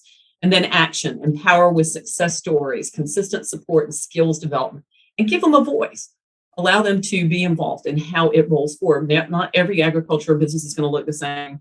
You know, it doesn't need to be the same. And so being able to help them carve out their own niche there. Princess Sheppy, awesome. Thank you for writing Heard on the intervention for youth and communications, youth voices. Who you know is important, but what you know, this is how it ties to that person that you know. So great quote there. Amaka Aguilu shared with us the fact that she had put together 40 external and internal assets that support your youth growth. And a couple of them support from people who you love and care for. I think that was number 1. And I think that's just key about everything that we do. Commitment to learning. Does the youth have a sense of self-worth, social skills, and inner confidence to project forward? That's something that we all need to consider. She also gave a resource that might have been in the chat, because I was picking up on some of those things too. I don't recall. She might have just been answering a question, but NAMI, National Association for Mentally Ill, I think is what it is. I have actually gone through one of their courses for my own family member that was involved. It is excellent. It's a great resource for people who are thinking about help for mental illness. And it doesn't have to be the person who has mental illness. It can be the family members and those who love that person. Ibis, concept of understanding each other opinions and views, important. That's where that diversity piece comes in, diversity and inclusion. Free speech should be extended to the youth and need inclusive democracy. I think I saw the way it was put in the chat. He had a quote here: "Education is a step to innovation," which I think is really important, that youth need to embrace change.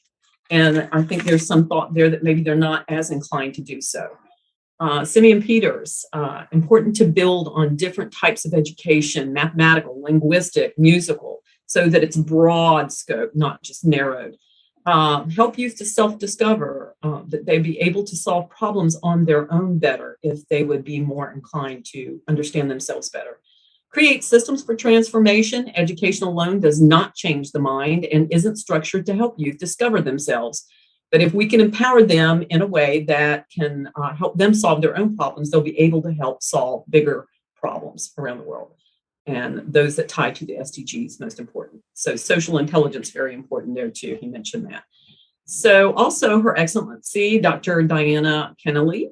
Leadership is influence, nothing more, nothing less. Love that. Very good. Thank you for sharing that.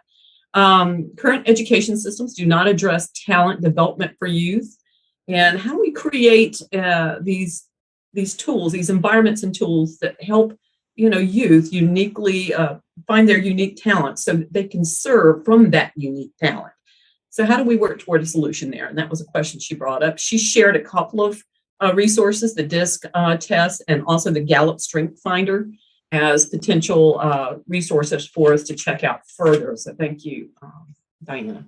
Lady Priscilla Wickpo. Challenges youth facing today are same as generationally impactful. Interesting concept there. There are a couple of new pieces here put on or brought on by the pandemic. Mental health and isolation issues. This generation is less likely to be susceptible for social problems, but they're more apt to be academically inclined. But they are encouraged to live life in a box. Everything that happens in a virtual or online world is contributing to some isolation, which is causing maybe problems for youth in the future when they're living everything that they do from that one little box.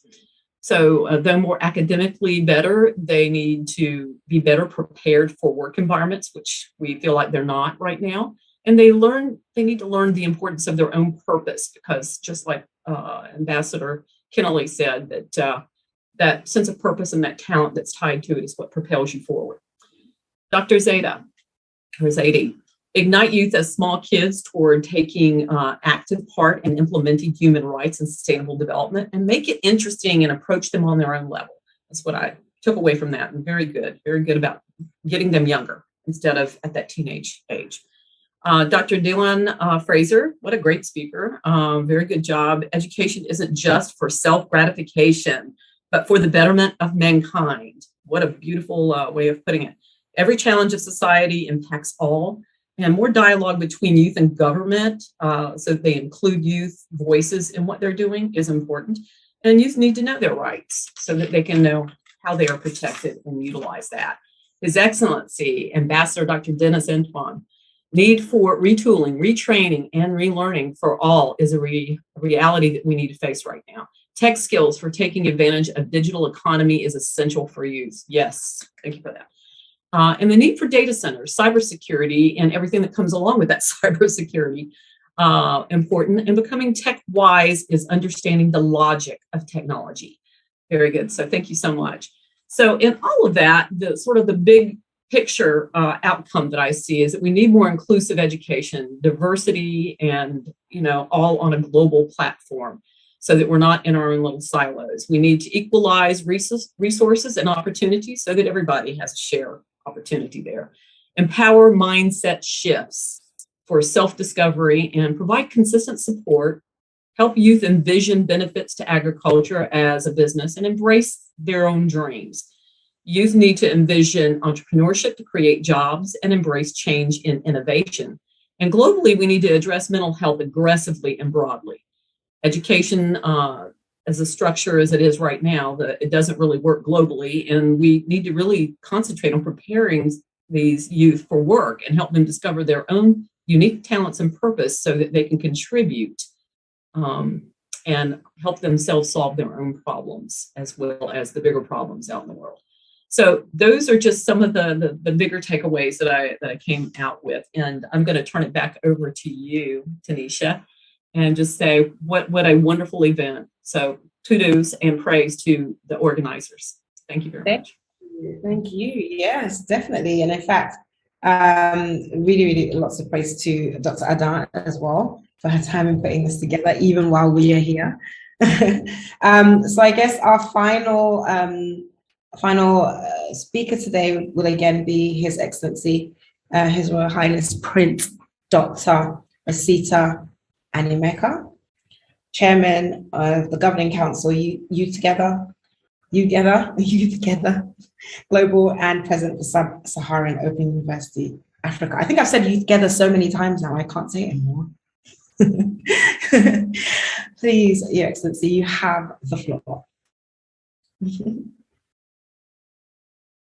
I think you're still muted.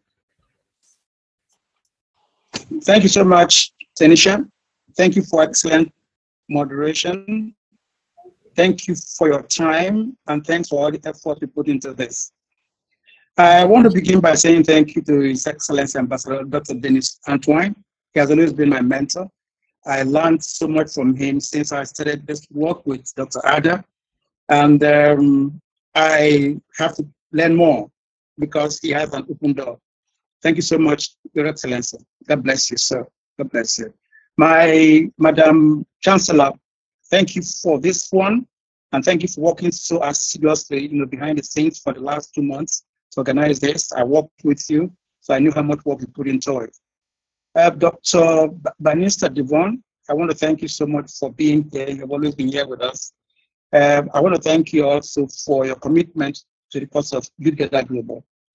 Thank you, Dr. Dennis Asomba, Dr. Anne-Marie Armstrong, Dr. Dexter Todd, Queen Zainab Idris, Her Royal Highness Shep Matlang, Amaka Agwele, Eno Ibas, Simeon Peters, Her Excellency Dr. Diane Kennelly of the Leadership and Learning Strategy Department of YOUTHGETHER Global, Mahmoud Samba, Lady Priscilla Nikwo, Dr. Ajiman Zaidi, Your Excellency Dr. Devon Fraser, Mary Kurek, my Director for Building Institutions and Networks at YOUTHGETHER Global, and the one that didn't quite speak, but she was here with us all through, Dr. David Dan Mayanja from Uganda.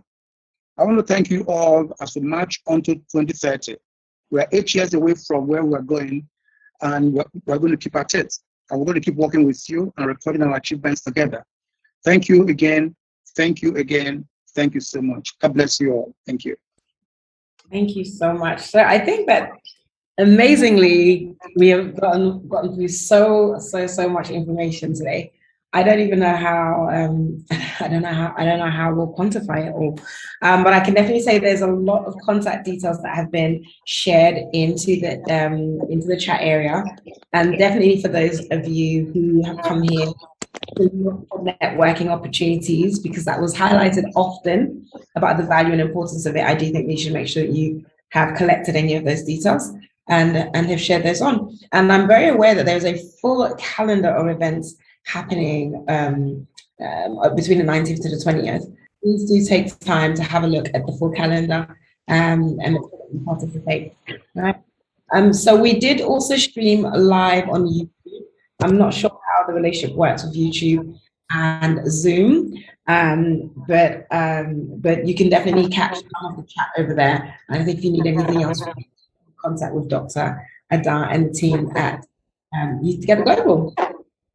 So thank you very much, everyone, for joining. It's been a wonderful morning with you, morning, afternoon, or evening with you where you are in the world. And I hope to see you again soon.